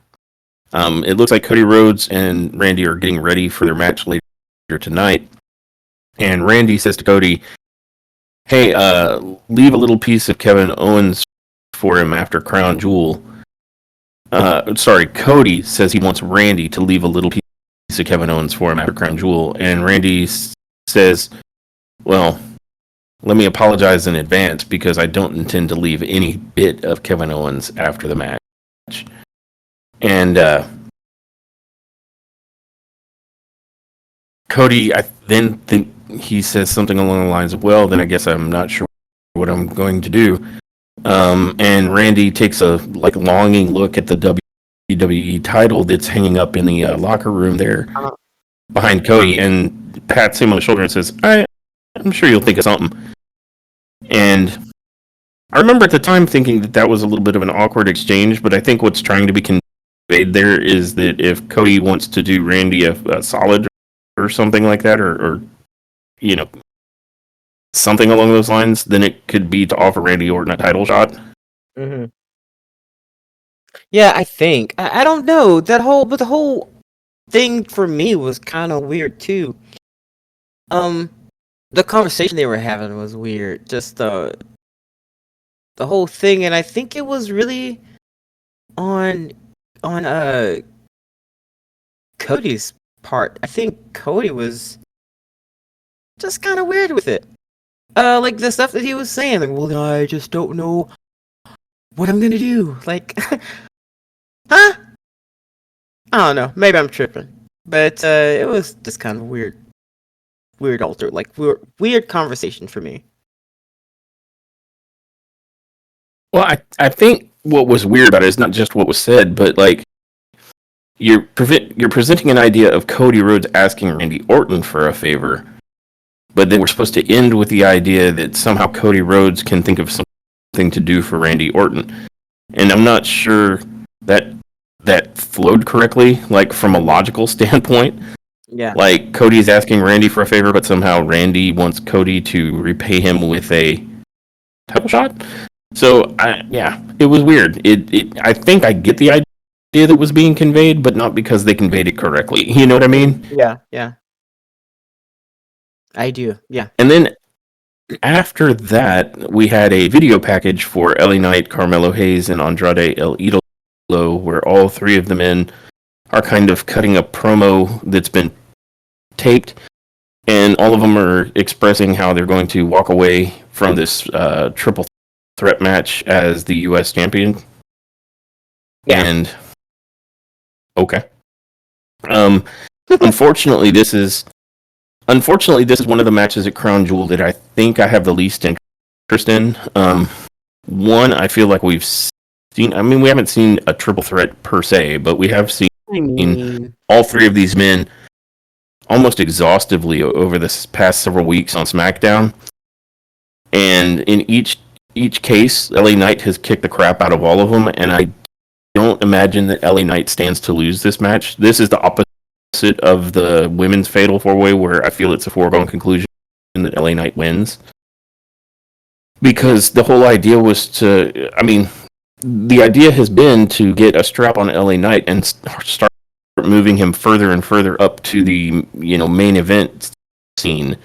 And so I'm not sure how a loss here against either of the two men that he's soundly beaten twice before in the ring, and on any occasions where all three of them have been in the ring, he's left both Carmelo and Andrade on the floor after BFTing both of them. Yeah. I mean, unless they decide to do something real surprising, I feel like they have telegraphed from space that LA Knight can beat both of these guys, and that's exactly what will happen at Crown Jewel. Yeah. And honestly, they haven't convinced me that either of these two men could take the belt from LA Knight. So if they do, I don't think I'm gonna call BS. That there's no way. Like, why again? Why would they shit can a rising superstar like LA Knight for either Carmelo or Andrade? And that's no disrespect to these two men, but come on. Yeah, and I mean, like you pointed out, and I think I also just got finished saying, we have seen that LA Knight can straight up beat either one of these men. And so the only option you really have here, if you want LA Knight to lose, is it's going to have to be Andrade or Carmelo pinning one or, pinning each other, for this. And LA Knight is actually excluded from, the loss. It's one of those situations where he's not even pinned and he loses the belt. And so even if you take the strap off of him, even if you take it off of LA Knight and give it to one of these two men, then they get a title with a huge asterisk next to it. So I don't know. But I struggle to find myself particularly interested in this because I feel like we have seen effectively this match over the past several weeks a few times now. Yep. Yeah, the end result has uniformly, while Andrade and Carmelo have traded wins, none of them have ever won up to LA Knight. Nope. Ever. No. And I mean, I don't think the audience would enjoy it at all if one of them pinned the other and got the belt. Yeah, and so what, we're just going to keep it on one or the other of them long enough for LA Knight to come back and get his belt back? I mean, I don't know where they're going with this. It seems like kind of a road to nowhere, really. Yep. So, I guess we'll see after Crown Jewel. But like I said...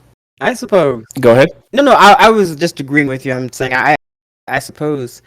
But honestly, out of all of the matches that's scheduled for Crown Jewel, this is probably the one that I feel pretty comfortable, or the most comfortable with predicting. And anything other than that prediction, anything other than LA Knight winning, would serve no one. They put that belt on Carmelo or Andrade. No one's gonna. It's just not. Yeah. They're gonna tank him. The fans will tank that particular wrestler just like they did whenever WWE was like, you guys want Roman Reigns and you want him this way, and the audience said no, we really freaking don't. So this is just one of those things that I think the audience would be very, very verbal about, because it would make no sense. What would be the point? I mean, there's always a possibility that they could surprise us, but I haven't seen too much surprising in the last 10,000 weeks of SmackDown programming that's involved these three men. So I'm not hopeful for that happening, but I mean, if I were to speculate wildly, suppose Logan Paul crawls out from under the ring And since it's a triple threat match, interference is not a problem. It's not going to get DQ'd. And he brass knuckles the bejesus out of LA Knight. And then Andrade and Carmelo kind of end up fighting each other to see who gets to pin the lifeless corpse of LA Knight, or it just guarantees that LA Knight's not involved, as Andrade and Carmelo have one more match. Alternatively, maybe something even more out of left field, like suddenly there's an AJ Styles on the scene, or you know what I mean? Like, that's the only kind of way I could see this being surprising, since it's going to be a no DQ kind of a match, would be that somebody interferes and it reignites like or causes some kind of feud that introduces a fourth man. Otherwise, I just don't see it going anywhere. If they don't do anything like that, then it's just going to be LA Knight beats both of these dudes again, and hopefully moves the frick on. Yeah. Hopefully, yeah. Hopefully. So it doesn't help that we've seen this match, like you said. It doesn't help that we've seen it like 8 times. So you're right. I kind of want this just to be I want this to be over. Or if it's not over between them, I want LA Knight out of it, and then Andrade and Carmelo can continue whatever freak show this is. Continue their love affair, yeah. Yeah, but I want LA Knight to move on to other stuff, because LA Knight's championship still needs that one competitor, that one rivalry. It still needs that. Yeah, because I'll be perfectly honest, LA Knight's involvement here with Carmelo Hayes and Andrade, even LA Knight in one of his last promos leading up to this, where he was the special guest referee, in the promo before that match, he said, "I'm not sure why I'm involved here." And I mean, yeah, neither are any of us. You know, like, why? You know, maybe the guy who intervenes will be, Santos Escobar, because he was one of the few people that kind of rolled up on Pierce and said, "Man, I sure do see Carmelo and Andrade getting a crap ton of opportunities back to back for LA Knight's championship." Oh, so yeah, maybe. That might be one of the few ways that they can make this more interesting, is to introduce a new player. But if not, then I predict that LA Knight just beats Carmelo and Andrade, and the whole thing, is moved on from. Yeah. Because his rivalry, even with Logan Paul, was better than anything here. Like, I feel like LA Knight, and I've said this before, has been the third wheel in this championship angle, and he's the freaking champion. Yeah. So it's just been a really weird series with these three, and it's not interesting to me, unfortunately. So we'll see at Crown Jewel what, if anything, they do to make it interesting, or at least bring it to a close finally. Yeah. Please, just bring it to a close. Yeah, and that brings us to Solo Sikoa, who has a pre-taped promo here.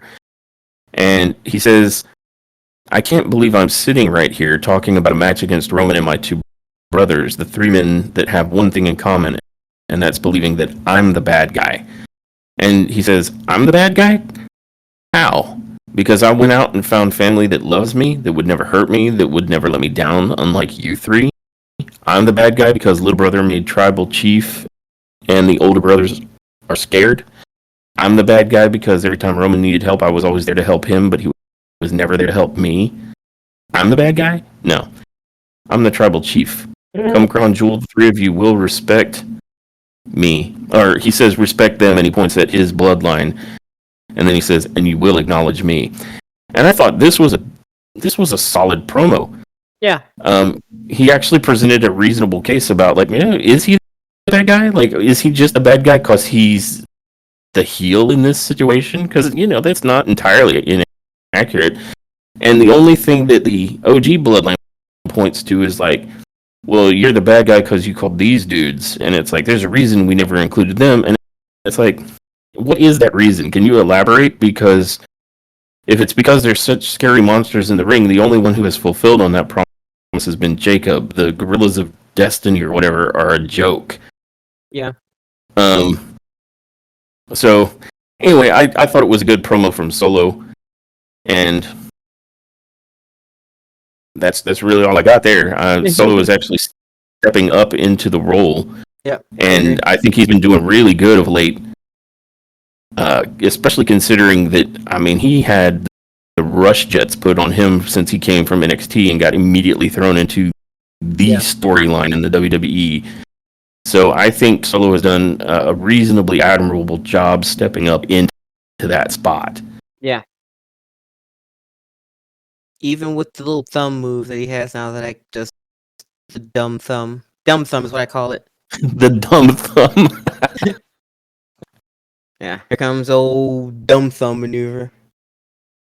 Yeah, but considering that he has to be the leader of the faction that has to stand opposite of, Roman and the Usos, he had big shoes to fill to be, that guy, and I think he's done very well, all things considered.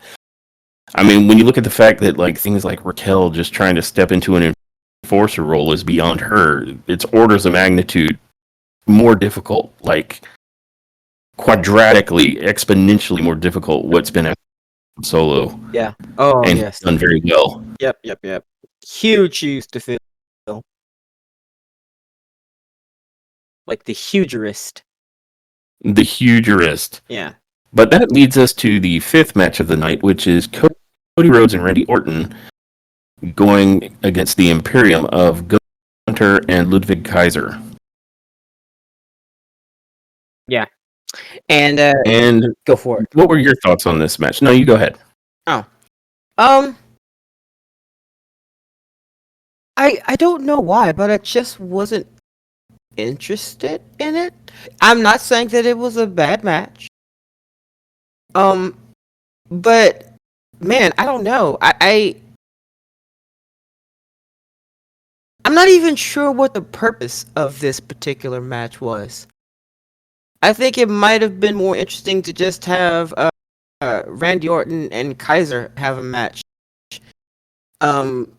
Than Cody Rhodes with Gunther and Randy with Kaiser. I don't know. I mean, it wasn't a bad match. I just personally, I didn't understand why this match was even a thing, and I guess some heat was built last week that I must have completely forgotten about.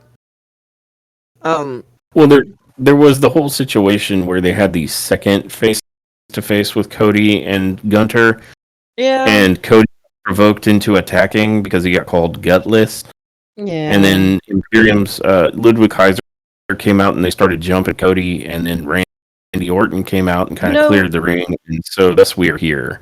You know what I think the problem is? That just wasn't enough heat for me. I'd completely forgotten about that promo because it was a nothing unnecessary promo, in my opinion. That whole let's meet up again for yet another conversation after that, like everything after the original conversation that those two had before he called him again. Like, I honestly believe that people backstage were like, there's not enough tension here. You guys need to turn it up. And then Cody asked for yet another face-to-face. Then they have that face-to-face. And then, Gunther's all, you're a gutless champion and blah, blah, blah. And then Cody's like, I'm going to hit ya. All of it just felt contrived and And after that, I kind of lost interest in the heat that they were trying to set for those two.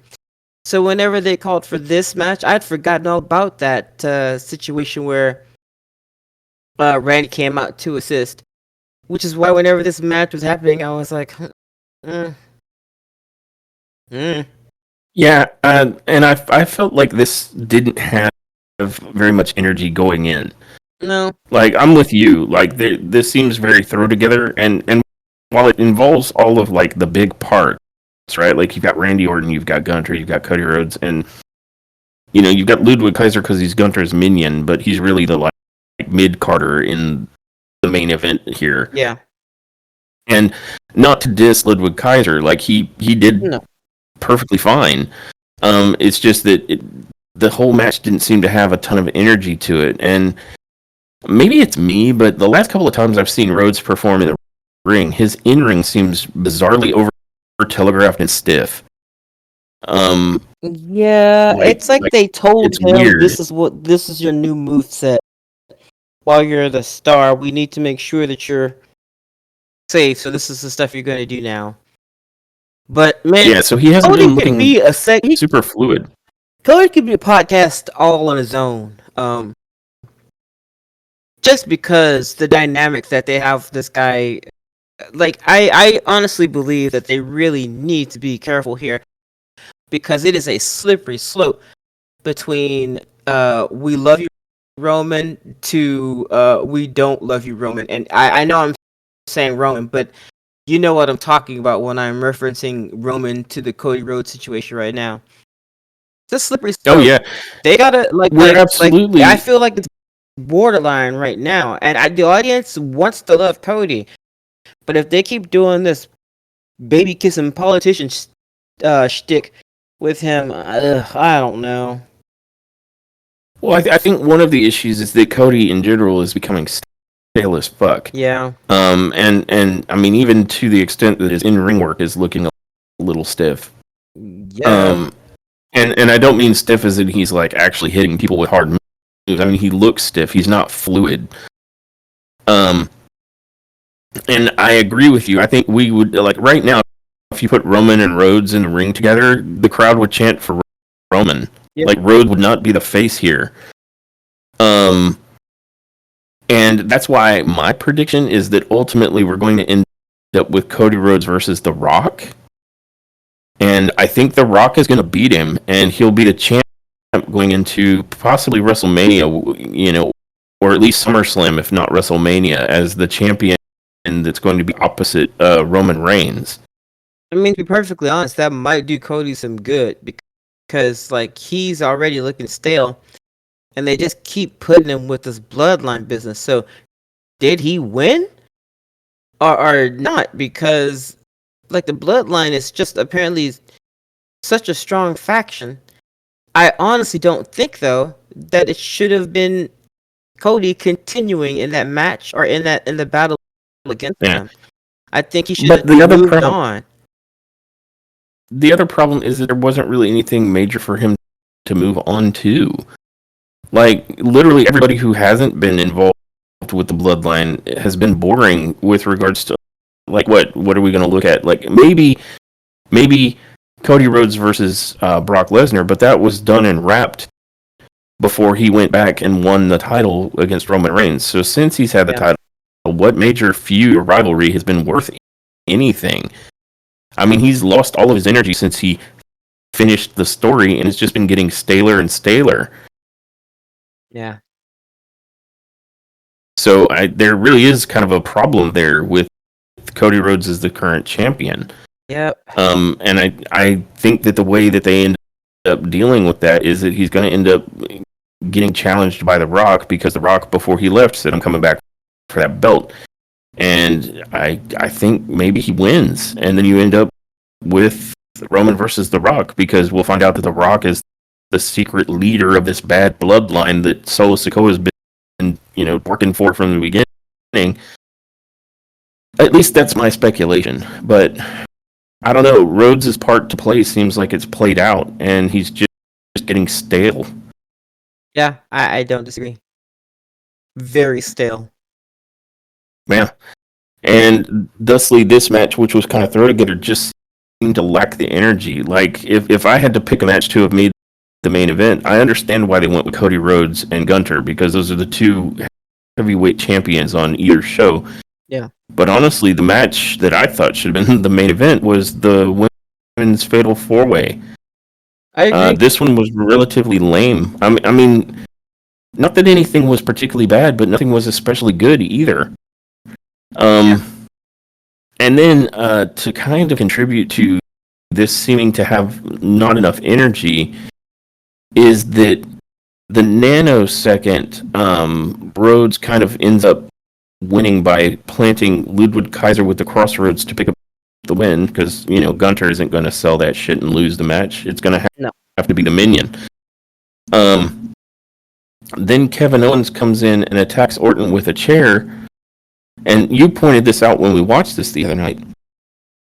He attacks Orton like twice with a chair, but for a guy that he's so, if he's so hell-bent and vicious now that we're afraid to put you in the ring with him, a couple of chair shots, and then he gets immediately distracted by Cody Rhodes, I guess, and then Cody, before either Kevin Owens or Cody Rhodes can do anything, Gunter gets back into the ring and slaps the sleeper hold on Cody Rhodes, and Kevin Owens does nothing. He does nothing to Cody. He does nothing further to Randy Orton. And then shortly thereafter, security rushes the ring and keeps, I guess him from doing anything further. Not that he was going to, it didn't seem. And, they don't even break up Gunter putting the sleeper on Cody Rhodes. The show goes off there with Rhodes just continuing to choke out and kind of reach towards the camera, which is where the rope would have been, while he's in the sleeper hold.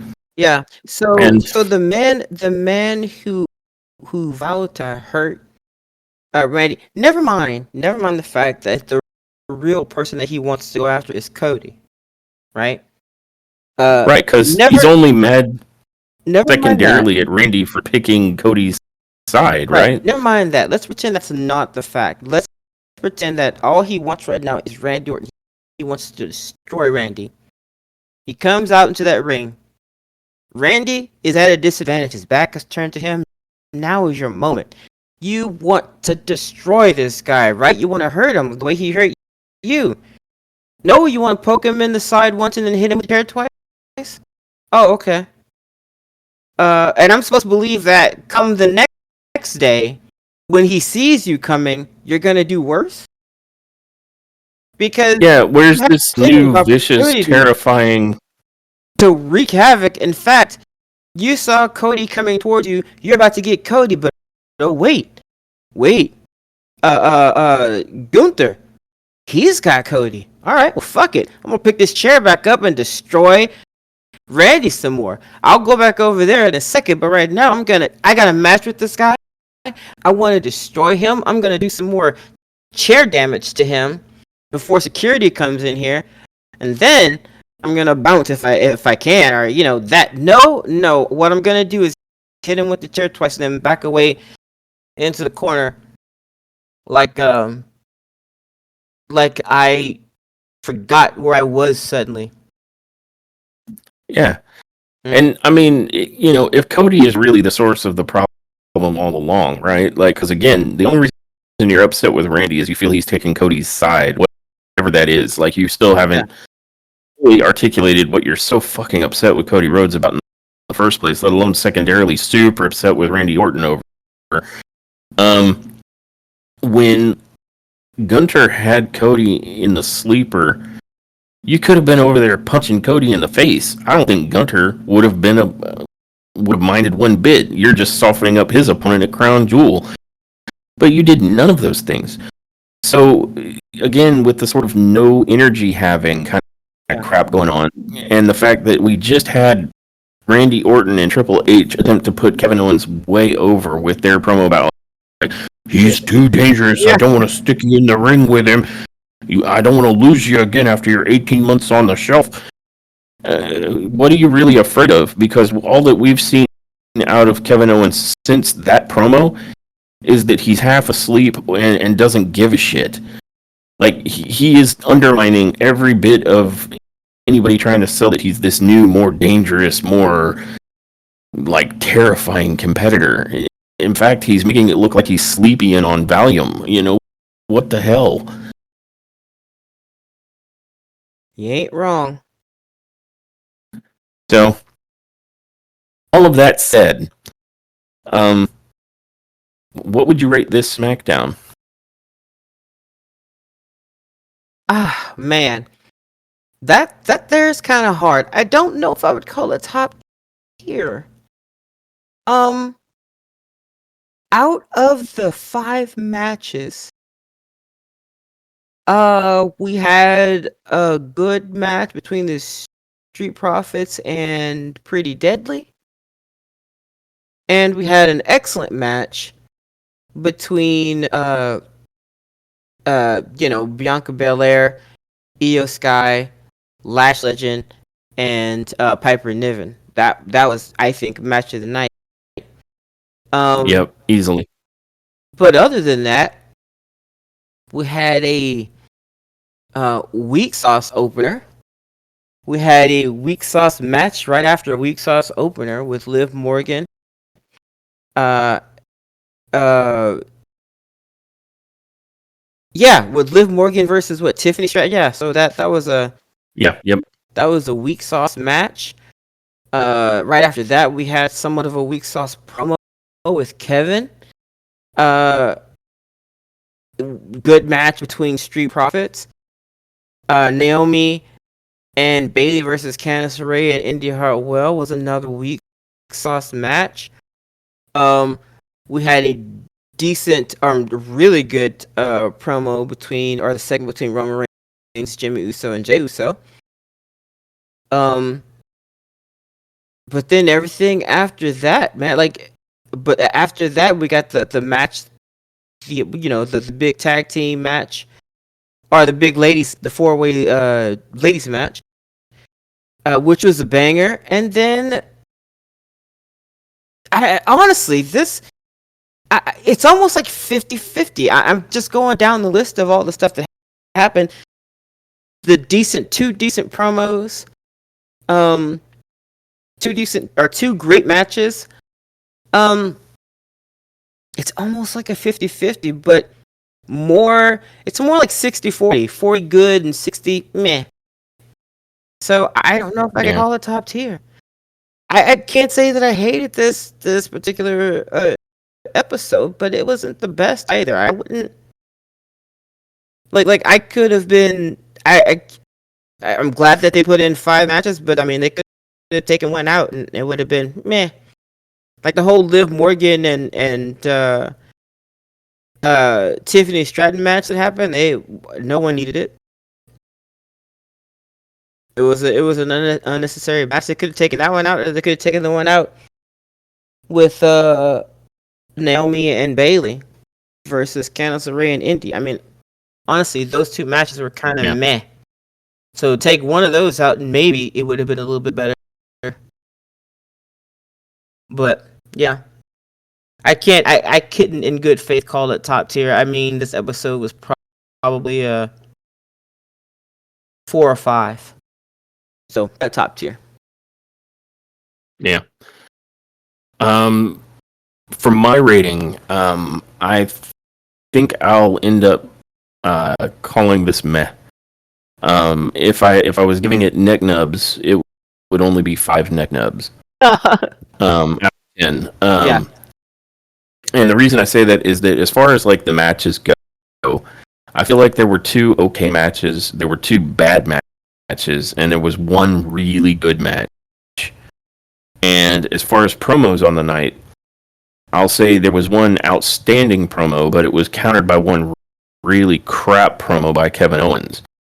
By promo, I mean like the segment with the Bloodline, where Jay and Roman and Jimmy all kind of reconnected and then put their ones up. That was stellar. Like, if there's 2 things that I was going to recommend to anyone to watch, it'd be the women's Fatal 4-Way and that segment with the Bloodline. And I'll also I'll say Solo's promo was a good promo. But that's it. I mean, I agree with your estimation. There's like 2 spots that are really, really good, but it's surrounded by, mid to bad. So this would have to be like a 5, and that is definitely not top tier. I hate that kind of punishes the couple of things that were shiny diamonds, but I mean, you can't surround those shiny diamonds with a sea of mediocrity and then expect that that's the whole show being good. It just wasn't. I'm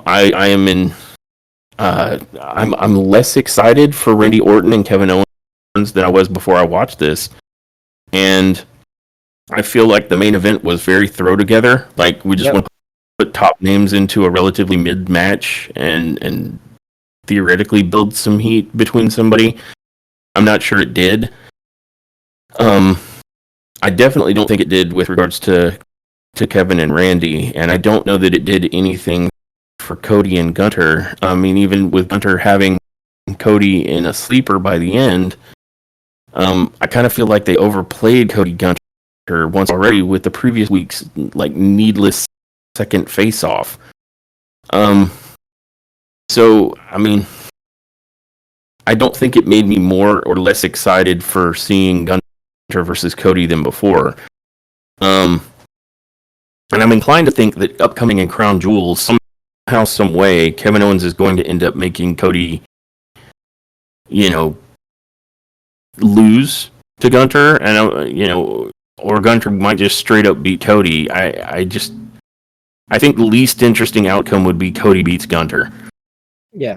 Because I'm less interested in Cody than I am in Gunter. Cody, I'm very stale on right now. They have been booking him boring. He's a little overexposed. It's gotten to where I'm super tired of his long ass intro, and he's just become uninteresting. And that's unfortunate. I mean, I wish I didn't feel that way, but I can't. I'm not gonna lie. I think, I think that summarizes it without me going back through the entire show that we just spent an hour and some change talking about. Yeah. So there were two really high spots, and the rest of it was meh. Yeah. Meh to good. There were a couple of good spots. I'll give credit to Solo's promo as a good spot, and I'll give credit to the Street Profits versus Pretty Deadly as a good match. Everything else was either mid or outstanding, and it was more mid or meh than there was outstanding. So it's not top tier. Yeah. And I believe, that brings us to the end of our coverage of WWE Smackdown for November 1st. And I want to thank everybody who listened this far into this episode. Our next episode will most likely be our coverage of WWE's Crown Jewel. And we hope to see you there. Until then, there's nothing left for me to do but roll the outro. Bye, guys. Thanks for tuning in to this episode of Top Tier Wrestling. We hope you enjoyed our deep dive into the latest AEW and WWE news and shows. Don't forget to subscribe to our podcast so you never miss an episode. Follow us on social media for updates and to join the conversation. Until next time, everyone, remember, wrestling is always better when it's top tier.